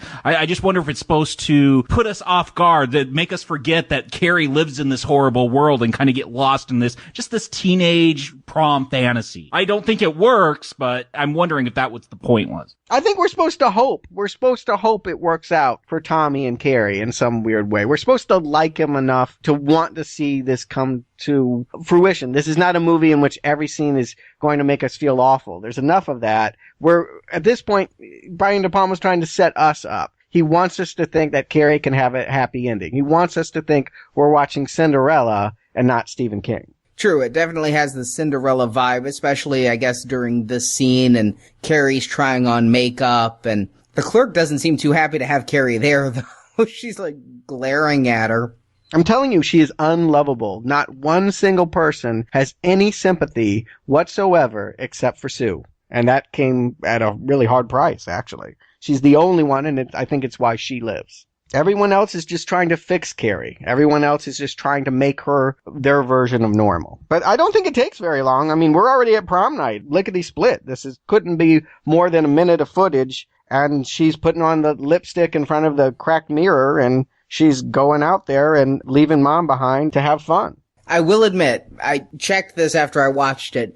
Yeah, we get to prom, and there's still almost half the movie to go. We're an hour in with 40 minutes left. It's, the third act. It's just the second act is the one that drags for me. But the third act, yeah, we are finally at prom, and Norma's there with her baseball cap and her dress. Well, she's part of the plant now. We saw a quick scene in that montage of Chris conspiring with her. She is teaming up with his kid Freddie, the one that wasn't able to bring the sledgehammer down on the pigs. Their role now is to hide the ballots and to rig the election so that they're sure they can put Carrie and Tommy in harm's way. And that's one change from the book I don't necessarily like, is they're rigging the election. In the book, they're just talking to the students and saying, hey, vote. But it could be somewhat implied, especially by the book, that when Carrie decides to vote for herself and to the devil with false modesty, that she might have brought it upon herself. Here, yeah, she did nothing to bring it upon herself. I did find it weird that Tommy and Carrie were on the ballot. These weren't like write-ins. These were pre-printed. I was wondering if Chris had something to do with making up fake ballots where they'd be on there. I don't know how Carrie would get on there in the first place. I don't even remember how this happened. Did you guys go to prom? I did. I don't ever remember voting for anyone. Winter formals, proms, yes. You always voted for a king and queen. Though it wasn't always a couple. There was a guy side and a girl side. I don't remember the election process, but I assumed it's always rigged. You're right there. Yeah, that's how mine was, guy side, girl side. The way it's described in the book is that it was going to be Tommy and Sue, and when Tommy changed dates, they just changed the name on the ballot. They were a celebrity couple, if you will. The fact that Sue isn't going is a scandal. It's part of why everyone has got eyes on Carrie. I mean, who is she to take the place of Sue? I think they're curious and maybe even coming around here in these moments where she's meeting the girl who's admiring. I'll use the word admiring, noticing her homemade dress. I feel like acceptance is starting to happen. I was kind of taken back to my own high school. I went to a pretty big high school in Florida, and thousands of students. There were always social groups you didn't know. No matter how big a pariah Carrie may have been, there could be students with whom she never interacted or who didn't pay attention. Obviously, Chris's clique exists to pick on the meek, but there had to be just some average folk who was like, oh yeah, Carrie, I think I had class with her one time and not know much about her. And yeah, seeing her for the first time, you'd act like you'd act towards any fellow student, especially if it's your boyfriend's friend's date. I think that even Tommy is having a change of heart there. You know, he probably figured the worst about taking this girl there, but the fact that he actually offers to hang out with her afterwards at the cool club with the other cool kids, I think that he thinks that she's not embarrassment anymore, that he's maybe kind of proud. It happens in that dance scene, that really long take shot from below of them kind of twirling around there. I think that you're really watching something transpire, and it's kind of a magical moment. It's certainly dizzying. I agree with you, Stuart. That dance scene, before that, Miss Collins is hugging her, having a heart-to-heart with Carrie, and Tommy says, don't let me catch you hugging other guys like that, playfully, but I feel like he really does come around, and especially with that dance scene, it sells it to me that Tommy's not such a bad guy. I was influenced having read the novel, where in the novel, he falls for her. But from William's cat performance, I'm trying to judge him in the movie, and I think that's in there, that he is falling for Carrie. He's having a really good time with her, and he kisses her that night, and I believe that kiss was a kiss he wanted to have, not a kiss he was trying to have to put on airs. Yeah, even Travolta, I think, says something about her looking cute or something. I think that everyone is transformed. When she plays by their rules, she can be one of them. I do feel like they would have accepted her if she had disrespected her mother long ago and tried to be more like them. Yeah, I think the prom scene is nice to see Carrie in her element, to give us this false happy ending here. But yeah, some of the camera work is starting to grate on me right here. That scene you're talking about with them spinning,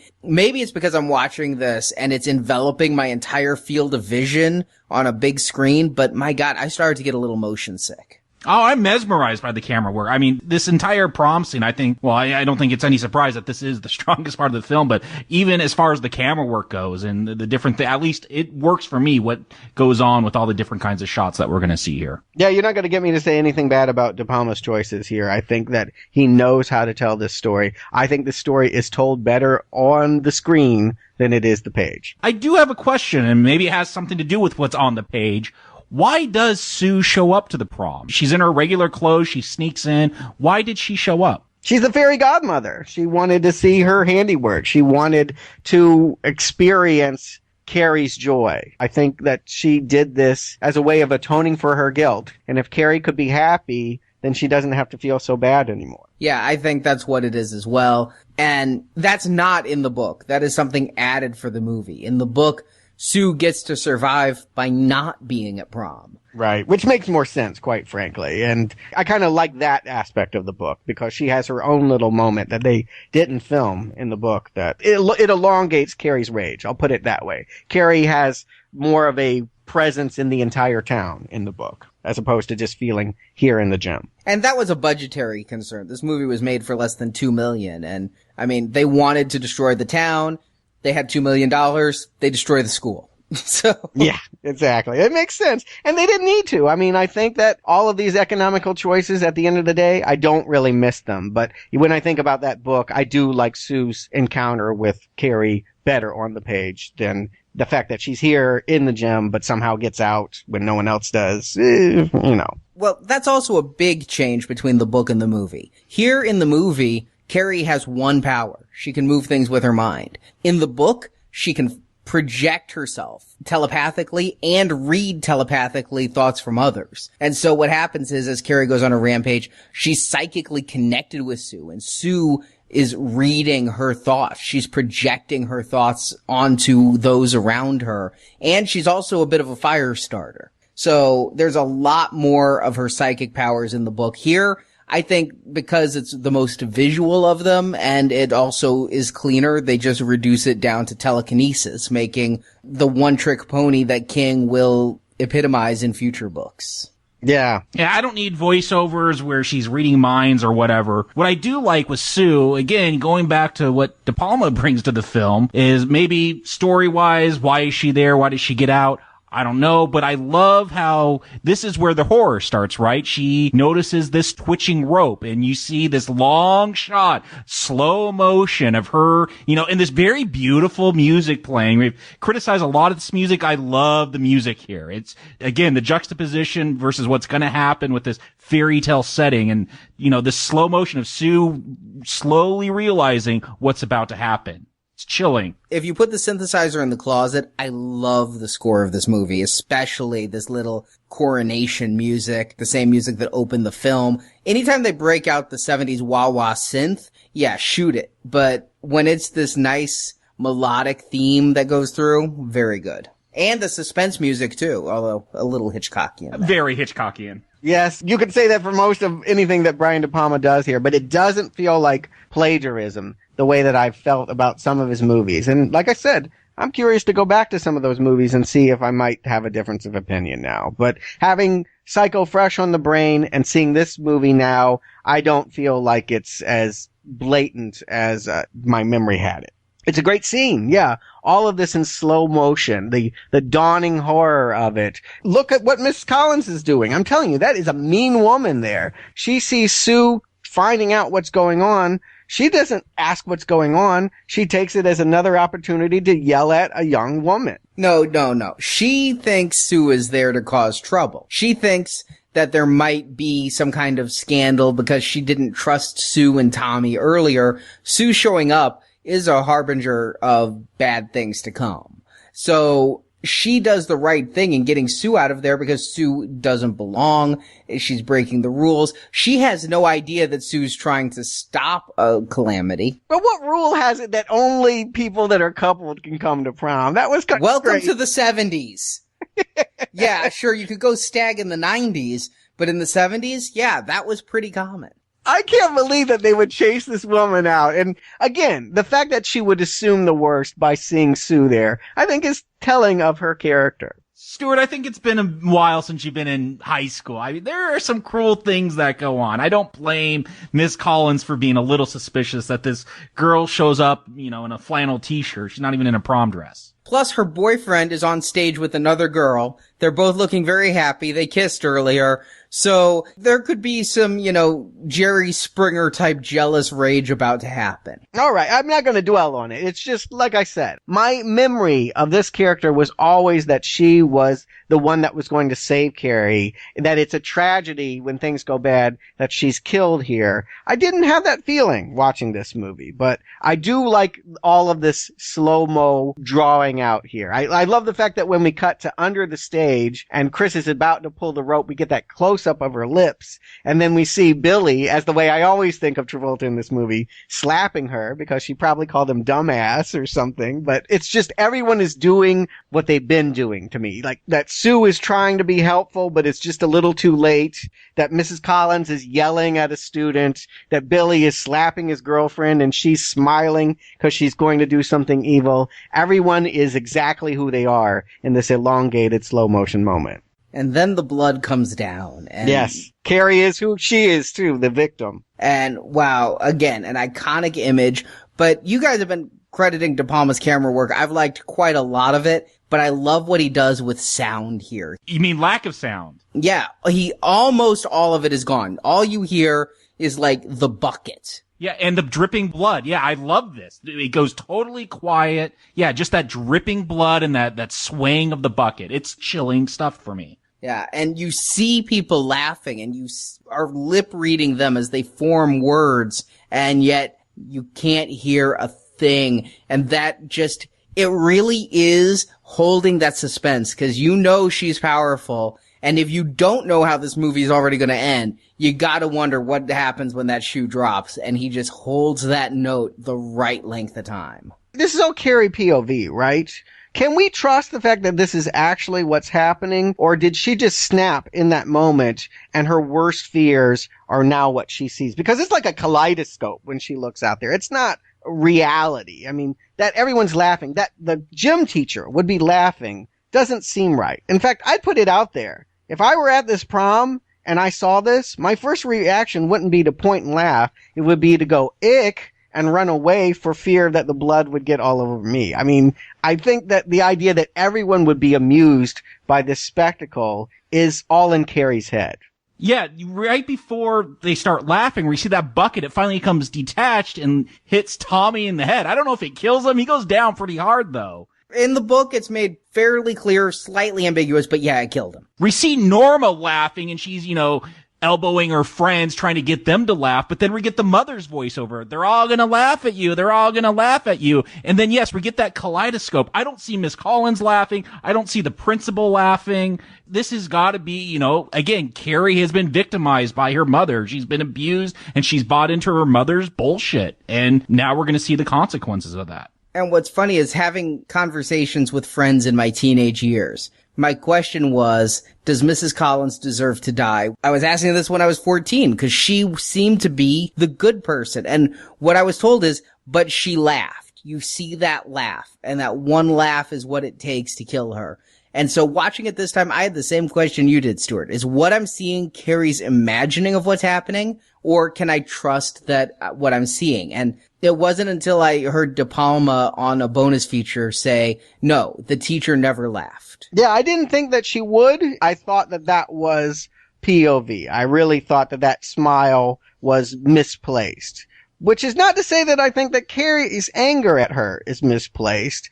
I think there's a reading of this movie. Now, it's stepping out from the actual experience of the movie. But I do feel like this is a story about a woman trapped between two different ways of growing up. She can either be the Madonna or she can be the whore. And that there have been two mother figures trying to guide her in either direction. Both are very limiting. And the fact of the matter is, to me, Miss Collins has been trying to make her objectified, put on lipstick, try to please the boys. Everything in her future is about, being the whore character. So I think that she is just as misguided in her philosophy as, well, maybe not just as misguided, but you see where I'm going at this. That both are dead ends for Carrie. That neither is a solution for her. And that she takes out all her rage on both her mother. That she kills her mother and Miss Collins. I get it this time. I never did before, but this time it's something clicked in me. I'm like, she is a victim and the tormentor, and I can go with both. Burn them all. I literally this time wanted her to kill everyone. I was with her in her destruction. I still think you're being too mean to Collins. I don't think Collins deserved it. What gym teacher, made you run laps until you passed out? No, I do. I think it's in the movie. I do think that you can see both of them as failed mothers to Carrie, that both of them have clearly steered her wrong. I think you're applying a 21st century mentality of right and wrong to a 1970s film, though. I think it's a feminist critique. I think that this would be something that someone that looks from women's film perspectives would look at here. That these are oftentimes, you bring up religion, Madonna whore complexes. I think it's there to be read. But I think the things that you're ascribing as bad and superficial, you're applying a modern day morality to and judgment of to a 1976 film. I think the intent in this film is that Collins is a good person. Oh, sure. You know what? I just want to give people a different way of looking at it. That's all I'm saying. This time, I had a different way of looking at it than I ever had before. Any other time I'd seen this movie, I'd be right there with you. It's misplaced anger that gets Miss Collins killed. Here, given that I was really tapping into the subtext of this film, its religious themes, I felt like, you know what? It's okay. I'm with you, girl. Kill them all. My question is, I don't think killing them all is the right solution here, but what is the solution? I almost feel like I've heard people argue this case that Margaret was right. Carrie's mom was right. That they were all going to laugh at her. And whether they really all were laughing at her, I think that's besides the point. That her going out to the prom, that caused more public scorn on her. There was a subset of those students that did laugh at her, that sabotaged her, that enraged her, picked on her. So it's a weird conflict. Like the mother, in her paranoia, there was a seed of truth there. There was a seed of really wanting to protect her daughter because maybe she had realized how messed up she had made Carrie and that this wouldn't go well. That's the one thing that watching the movie this time really made me think about, which is that line, they're all going to laugh at you. It's the line from Carrie, but it's not in the book. It was added for this movie. And it does make the mother more complex. For a brief moment, the mother doesn't seem like a nut. She just seems overprotective. When she is trying to get her daughter to stay home, it comes out in the way Piper Laurie plays it. It's not because she's afraid of the devil. It's because she's afraid of her daughter being humiliated again. And honestly, I don't think that fits the Margaret White character. But yes, given that it is in this movie, Margaret White doing that, I completely agree with you, Jacob. Mama was right. Yeah, in this world, you could see it as very, very ugly. What are her options here? Tommy is the fraudulent poet. He didn't really love her. He only did it out of guilt. The other character, Billy, is abusive. I mean, is it easy to see from Margaret's perspective how all of this catty teenage behavior is sinful and worthy of being shunned and shout down? You're right. You get both in the movie. It's much more easy to see that the normal world is the sympathetic world. But I do think there is a way of looking at this as Carrie had no option. She was given two choices, and neither one of which were palatable to her. So she had to take them all out. And the fact that it's blood again, it really struck me hard this time, the symmetry of the fact that this started with her having her period. It's why Chris picked pig's blood, right? They could have dumped anything on her. They could have put pig shit on her. But it's the blood again because that was what was so frightening and shameful to her in the locker room. Yeah, that is made clear to me watching it this time. I always just thought pig's blood abhorrent anyway. But yeah, and especially in the book, Carrie is overweight. And so what she menstruated could be seen as pig's blood. And so what they dump on her is pig's blood. Yeah, it's all about recreating the worst moment of her life for an even more public display. I mean, Chris is just awful here. Maybe you feel differently watching the band get electrified or the teachers, get crushed by falling debris. But you're okay once Carrie walks out that door in a very too brief scene, takes out Chris and Travolta in the car. So before we get to Carrie taking on Chris and Billy, at the prom, one of the things that De Palma does is this split screen.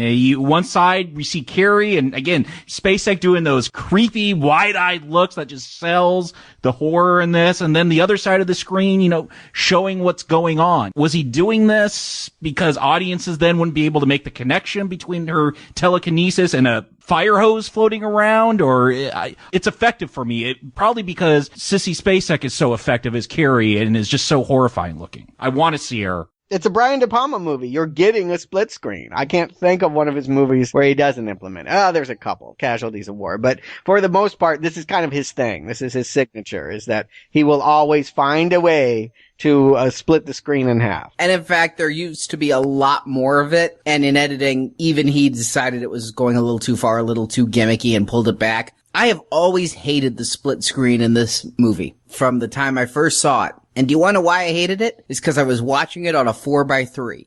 Seeing it for the first time in 16:9, I love the split screen on this. It is great to have this double image. It just really makes it feel invigorating to have this constant action. It makes you want to try to keep up.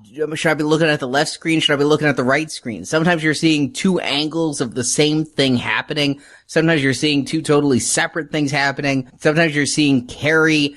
And I tried to figure out, is one side reality and one side Carrie's POV? And I don't think it is. I think it's just a stylistic choice. But with the red filter on the lens and the split screen and the music, love, love, love this scene. Yeah, with all the chaos going on, you almost feel like you're in that gym not knowing what's happening with two different stimuli happening at the same time.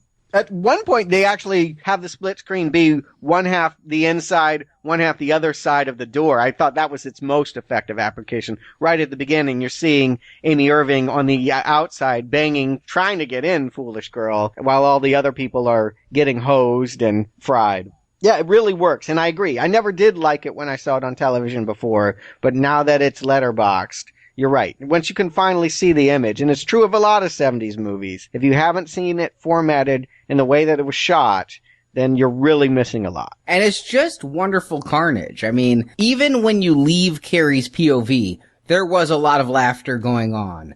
The majority of these students do deserve it. I'm sure there are some innocents in the group, but... They all hated her, though. I mean, it's not about whether they were good people or not. They all treated her like crap, and now they must all die. No one was ever nice to Carrie. They ignored her, or they were mean to her, but no one ever rallied and tried to be her friend, that we see. Besides Sue, who makes it out alive. Right. And Tommy. I'm telling you, that was a lot of guilt there. I don't know how much he eventually came around, but that wasn't his idea. And I don't think that he did it for Carrie. And again, Miss Collins's reasons, I think she had her own agenda. I do wonder, what does all this mean? Is there anything more to it besides just a revenge story? You know, Stuart, you've talked about this different subtext. Okay, that's one interpretation.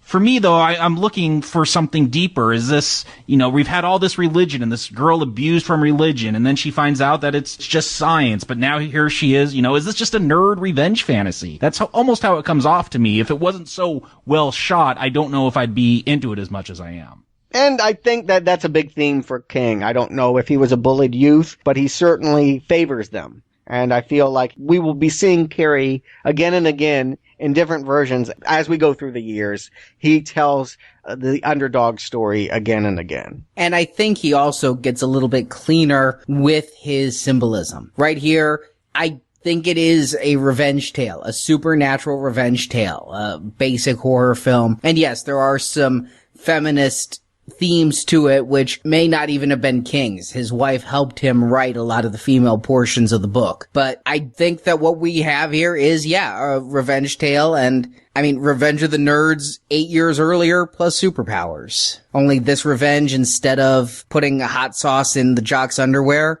she kills them. I wish we got more of the death of Chris. God, that girl deserved it. And it's really brief here. Once she finally gets it out of the gymnasium, all of a sudden, out of nowhere, here comes Billy's car, and she's in the driver's seat. Yeah, on the one hand, they do get the rollover. They get unique deaths. Other than the gym teacher, they're the only ones whose death we really focus on. Everybody else just dies en masse. But by the same token, it almost feels like there needs to be more of a showdown than just trying to run her down with the car. And why did they even try to run her down with the car? Did they know she telekinetically caused all the carnage? They were at the window. I don't know how exactly they got out of there, but they snuck out from under the stage, wherever they were. Carrie didn't know that they were there, I guess. They wanted to see how their prank had gone from the window, and they did.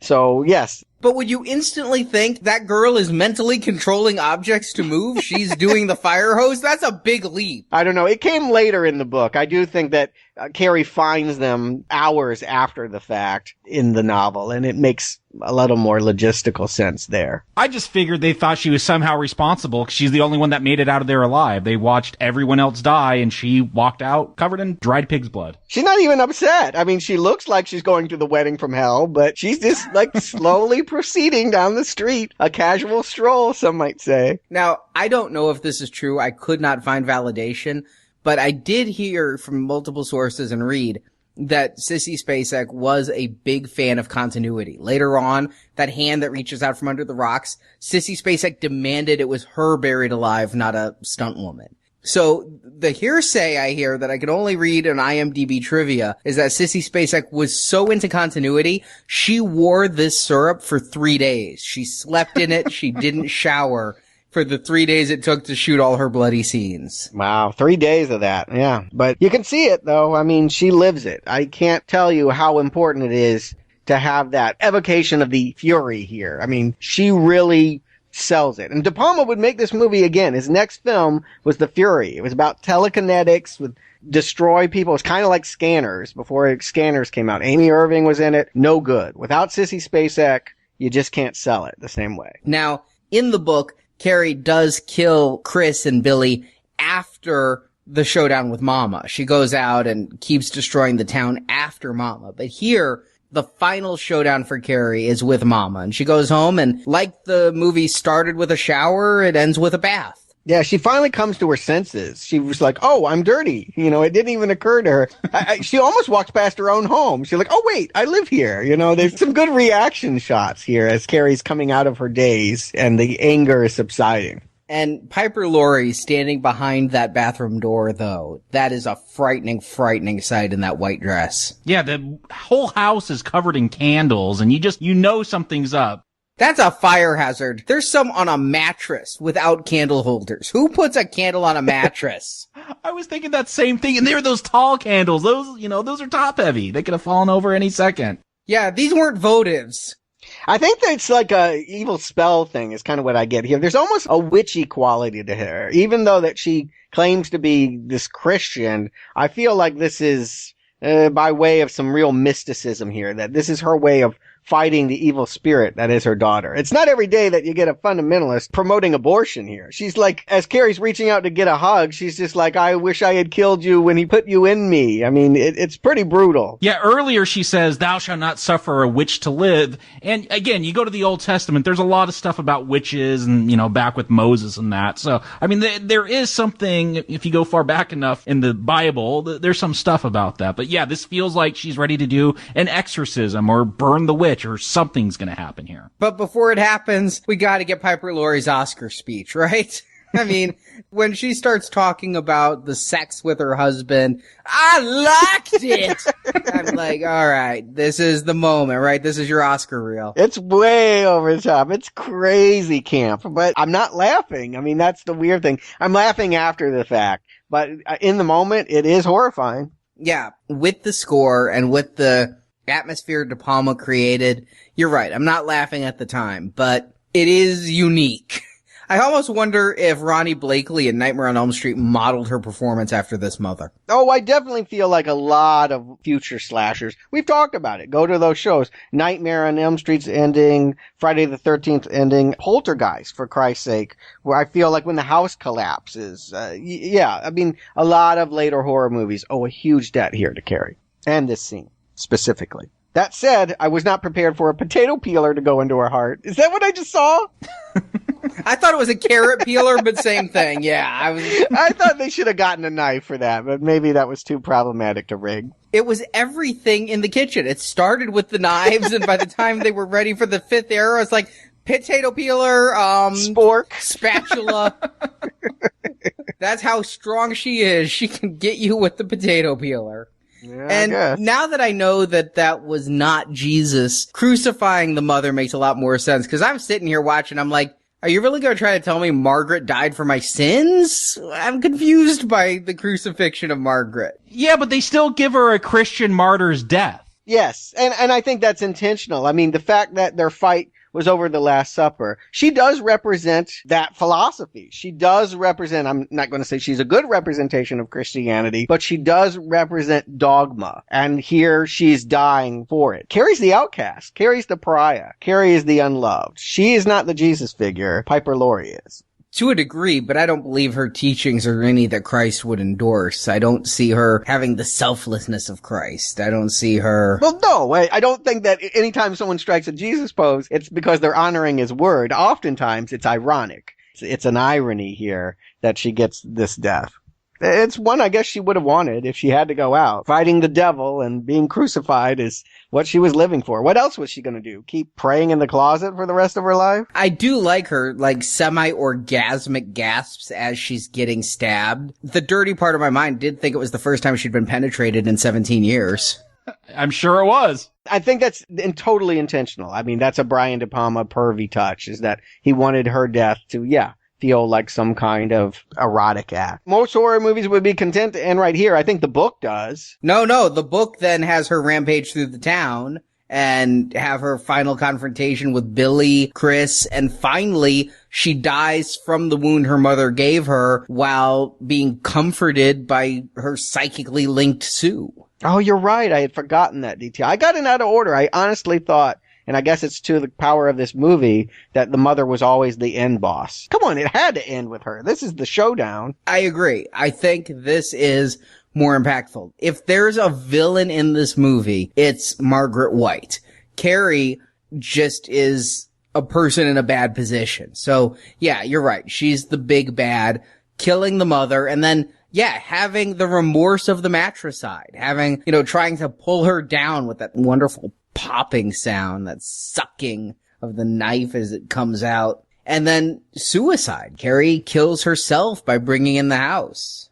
Or did she? I couldn't tell if it was intentional. Was she trying to bring the house down on the mom and she got caught in it? I don't think it's entirely clear. I do read it as a self-sacrifice. If we're going with ironic martyrdoms here, here's the mom dying in a pose of a saint, even though she was no saint. And here's Carrie maybe realizing that she can't handle these powers, that maybe the world, she needs to become a martyr because the world won't be able to deal with her powers, or she's not ready for the world to have that kind of responsibility. Oh, I didn't see this as anything for self-sacrifice or for the good of the world. She had told the world, fuck you, and she was done with it. There was nowhere for her to go. I see this very much as giving up. I see this as a suicide. I don't see this as martyrdom. I agree. But what I couldn't tell at first, and the way Sissy Spacek plays it, is was she in control? And especially since the house was supposed to be being hit by rocks, and as a child, taking in my meta-knowledge that there was a scene earlier when she was a kid and she was not in control and the house was hit by rocks. The way Sissy Spacek plays this scene, the look on her face,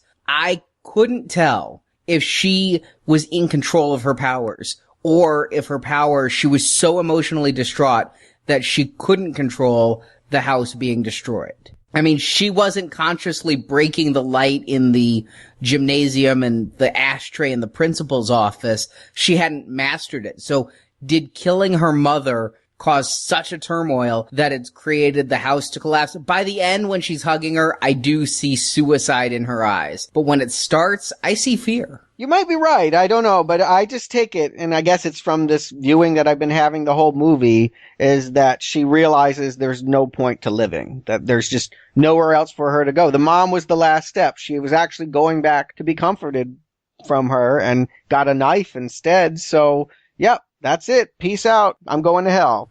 Can't be worse than suburbia. Yeah, I think hell would be better than Bates High School. But I don't think that they did have this ending beat here. And it's one of the two things that I think that I always remember about Carrie. Obviously, the image of Spacek soaked in the blood at prom is the poster. But the moment I always go to is this last jump. Yeah, when I watched this on television when I had to be like 11 years old, this is what I actually remember. Yeah, I knew there was this prom scene, but this is the image I remember, this dream sequence, this hand grabbing out. It scared the hell out of me. Yes. Yeah, me too. And because it wasn't in the book. When I'd seen this, I'd already read the original book. So I knew so much of what was coming. But that hand freaked the shit out of me. Even Stephen King himself said when he first saw that in theaters, he almost shit his pants. It's a great one, and it doesn't hold up now because I know it's coming, but they do it a beat sooner than you expect. I know it's coming, but it's just a second faster than I'm expecting, so it's always a bit of a surprise. Really well done. Jump scares are tough to do,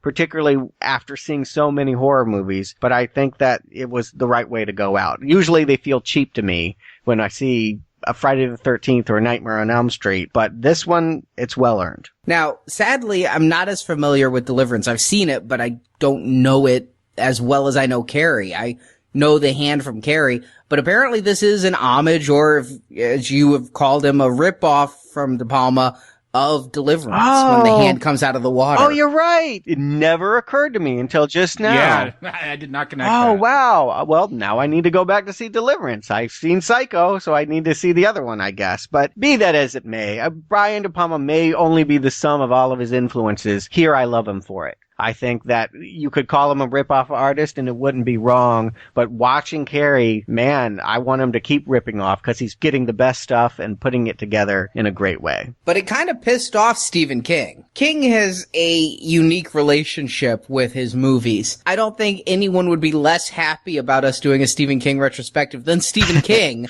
when he finds out we're including Children of the Corn 9 and Lawnmower Man. Lawnmower Man 2, even, at that. Yes, I agree. He's a cantankerous soul, as many authors are. They're not necessarily fans of what Hollywood does through their projects, and we're going to see a lot of good examples as to why as we go through some of the worst of the adaptations. But come on, he can't hate on this movie. At the time, he did really like it. He thought it was a little too satirical and his book more straightforward. He thought De Palma missed a couple of points, but what really burned him, I think, is he'd read reviews and interviews where things were attributed to De Palma. You know, De Palma did this. And he's like, but that was in my book. De Palma took it from my book. And De Palma did have an interview where he said, you see the kind of shit they give me to work with that I have to make a movie out of. So King can feel comforted that he's in the same company as Hitchcock. How do you think Alfred would have felt? But no, King did like this movie when it came out. It's the movie that made King. We would not be doing a King retrospective series if not for this.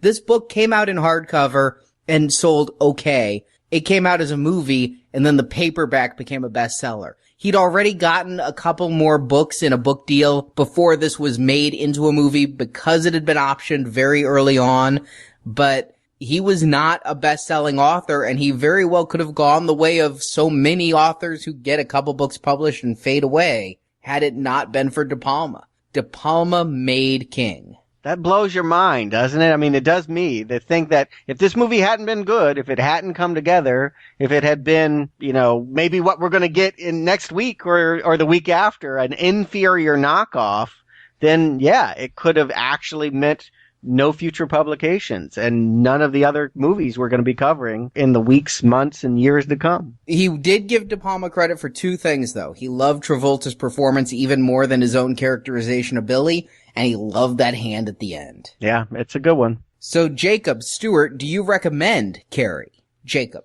I have a feeling I might upset Stephen King with my recommend or not recommend here as I get into it. Because, you know, thinking back when I had watched this movie decades ago and, you know, had never really revisited it and going off my memories, I remember it, how a lot of these actors thought of the film they were in as camp. I remember this zealot Christian. I'm like, oh, it's just, you know, this straw man argument against religion, just over the top, goofy film. Girl goes to the prom and gets pig's blood on her. But as I sat down and watched it this time and, you know, revisited it with adult eyes and having a better understanding of filmmaking, this could have been a very corny, very campy horror movie. It is as strong as it is because of the director, because of Brian De Palma, because of the actor's performance. Sissy Spacek selling Carrie, about the different type of camera shots and the good music parts. That synthesizer stuff, let's forget about that, but a lot of the music cues. When you get to that prom scene, when you get to the pig's blood falling, that is a perfect moment in cinema to me. The way that is all played out, going from the music to the silence, the slow-mo. This movie is what it is because of De Palma, because of what he did with this film. I think Stephen King, if this is the film that made his career as a writer, then he's got to thank De Palma for that. That's what makes Carrie a strong recommend for me.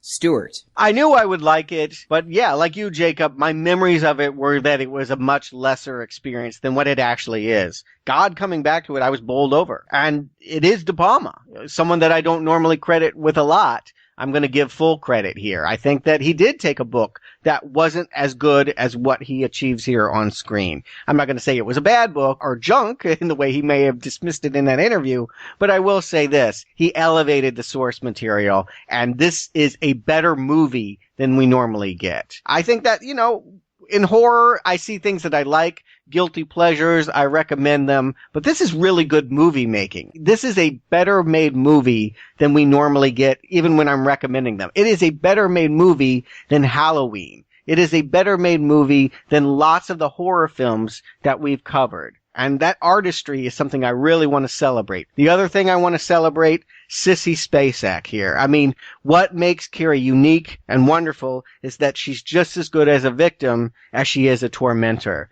Usually that's not my thing. You know, when Rob Zombie showed just as much bullying to his Michael Myers, I didn't take to it. I don't think that just because Jason Voorhees drowned, that's an acceptable excuse to murder camp counselors. But I'm with Carrie every step of the way. I'm with her during her torment. I'm with her for her sense of discovery and her giving up to be hopeful. And I'm definitely with her when she takes everyone down with her. I think that it's an incredible journey and one that I am completely on Sissy Spacek's side for the entire time. I think this is going to be really hard. I like Chloë Grace Moretz. I don't know who can top this performance, though. This is, I dare say, a great way to begin a very long series, a real inspiration that I'm going to go back to, I'm sure, in some of the doldrums and some of the not great segments of the King retrospective. But I'm guessing when we're all said and done and we've covered all of the adapted works, this is definitely top 10, probably top 5, maybe top 3 King adaptations of all. A high recommend. So you're saying it's a better launch than Howard the Duck? It is. Well, that one was fun in a different way, but yeah, I'm definitely saying it's a better movie. I'm recommending this movie. I am not going to be as complimentary as you two are. I agree with you that technically it's a marvel, and it is wonderfully acted. The performances we get here are so perfect for this film that absolutely Sissy Spacek and Piper Laurie deserved the credits they got and the nominations and the awards they won. And I really like De Palma's visual style here. And yeah, that use of sound really worked for me with the bucket hitting, but the visual style of this film, with the exception of that very dizzying spin scene, I really like. That said, I do think this film suffers from a little bit of lack of story direction and character direction. I think the second act bogs. I really do. I think there are some real pacing problems in Act 2. But that's all I can ding it with is some pacing problems in Act 2. And I think a little bit of stronger characterization for some of the minor characters might have helped. But no, it's a strong recommend for Carrie the movie. I do agree with you, Stuart. I was very anxious for the remake. Being a fan of Chloë Grace Moretz from her kick-ass films and being a fan of King, I was really looking forward to this upcoming remake until I watched De Palma's. And then I'm like, they might not be able to live up to this. They're not going to live up to this. Let's just be honest. I mean, I've seen the trailer, and so much of it owes a debt to already what we've seen. They might make a good movie. It's not going to stand out of the shadow of this. Yeah. So I give this movie a recommend, but I will agree with what Stephen King has said in recent years. It's a good movie, but the book is better. I think the book is a head above this movie. It may not have the visual style because it's a book, but it does not have the pacing problems while keeping the suspense and the characterization. So definitely check me out over at Books and Nachos if you want to know more about the book.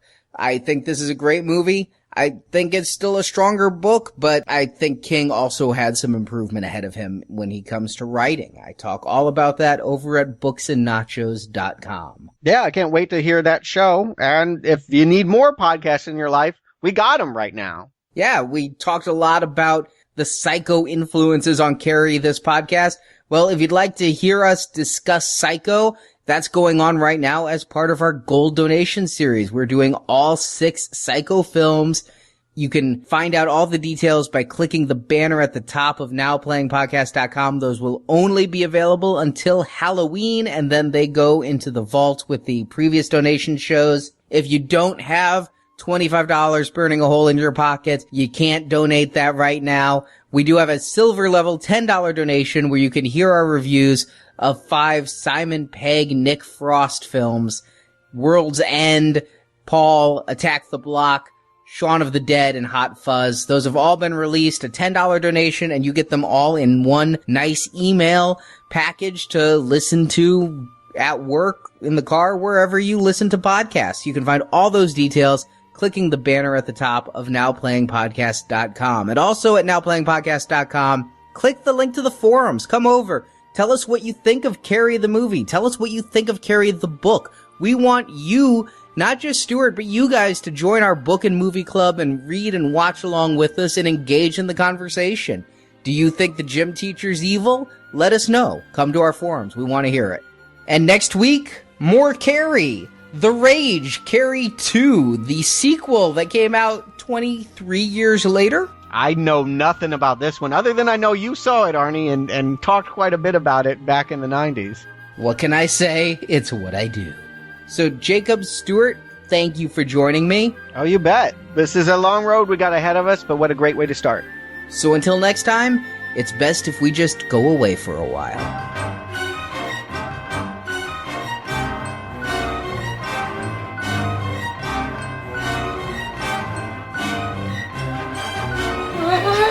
Mama's there, Mama. I love Mommy. We will pray. We'll pray. For the last time, we'll pray. Thank you for listening to this episode of Now Playing, and we hope you've enjoyed the show. I liked it. I liked it. Now that you've heard the movie review, head to booksandnachos.com to hear reviews and analysis of the original Stephen King Carrie novel. I read about him on the internet. The internet. And come to NowPlayingPodcast.com each week for another movie review podcast in the Stephen King Movie Retrospective series. This is so far from over. It's not even in the same area code as over. You can also find more reviews in our archive section. Beautiful.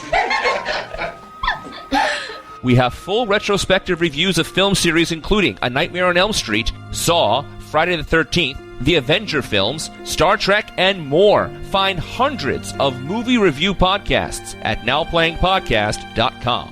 What's your favorite scary movie? Support from listeners like you help keep Now Playing operating. You can find a link to donate using PayPal at the bottom of our website, NowPlayingPodcast.com.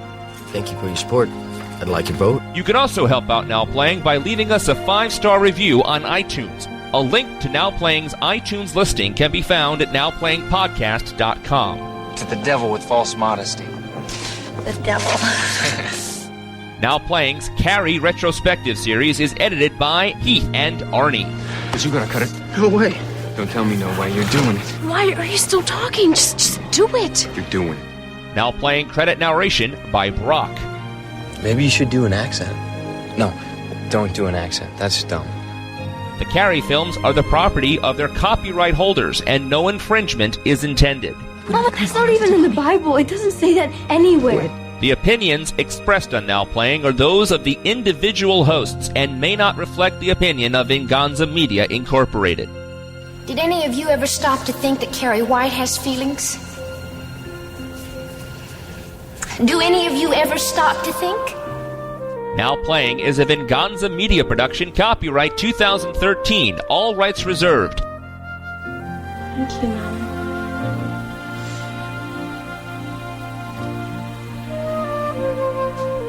You can go to bed now.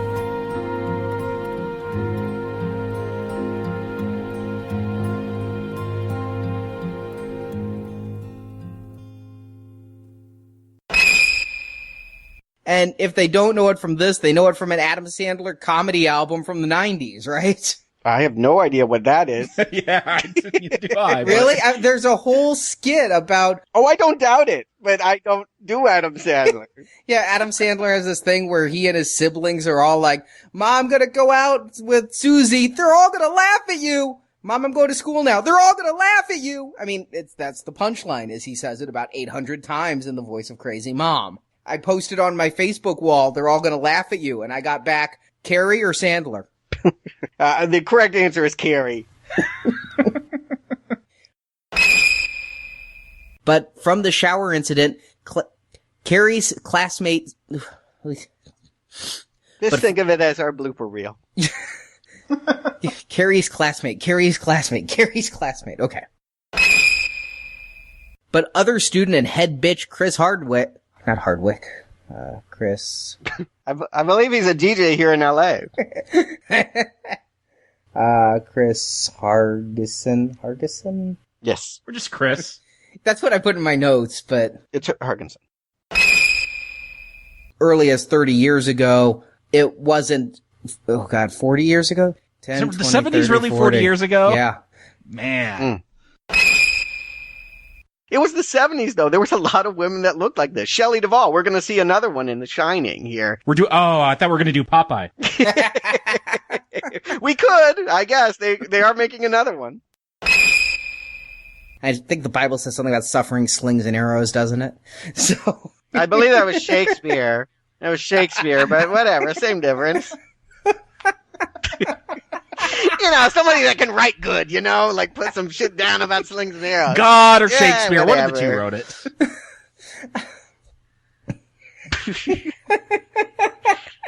I read King, all right? Clearly. Of course, as a character actor, I know him from Cuckoo's Nest and Cool as Ice. That you know them from both is awesome. I love that. Like, here's this really amazingly good film, and then Cool as Ice. I knew he's got one of those faces and comb-overs that you never forget. In high school, you wanted me to do something. Sucking my dick would be a pretty good way to convince me. In my 40s, you want me to do something. Oh my God. Are we releasing this with a rating? It's our R-rated movie. Explicit podcast. It is very explicit today, but we had 70s Bush in the opening. We can talk about cocksucking.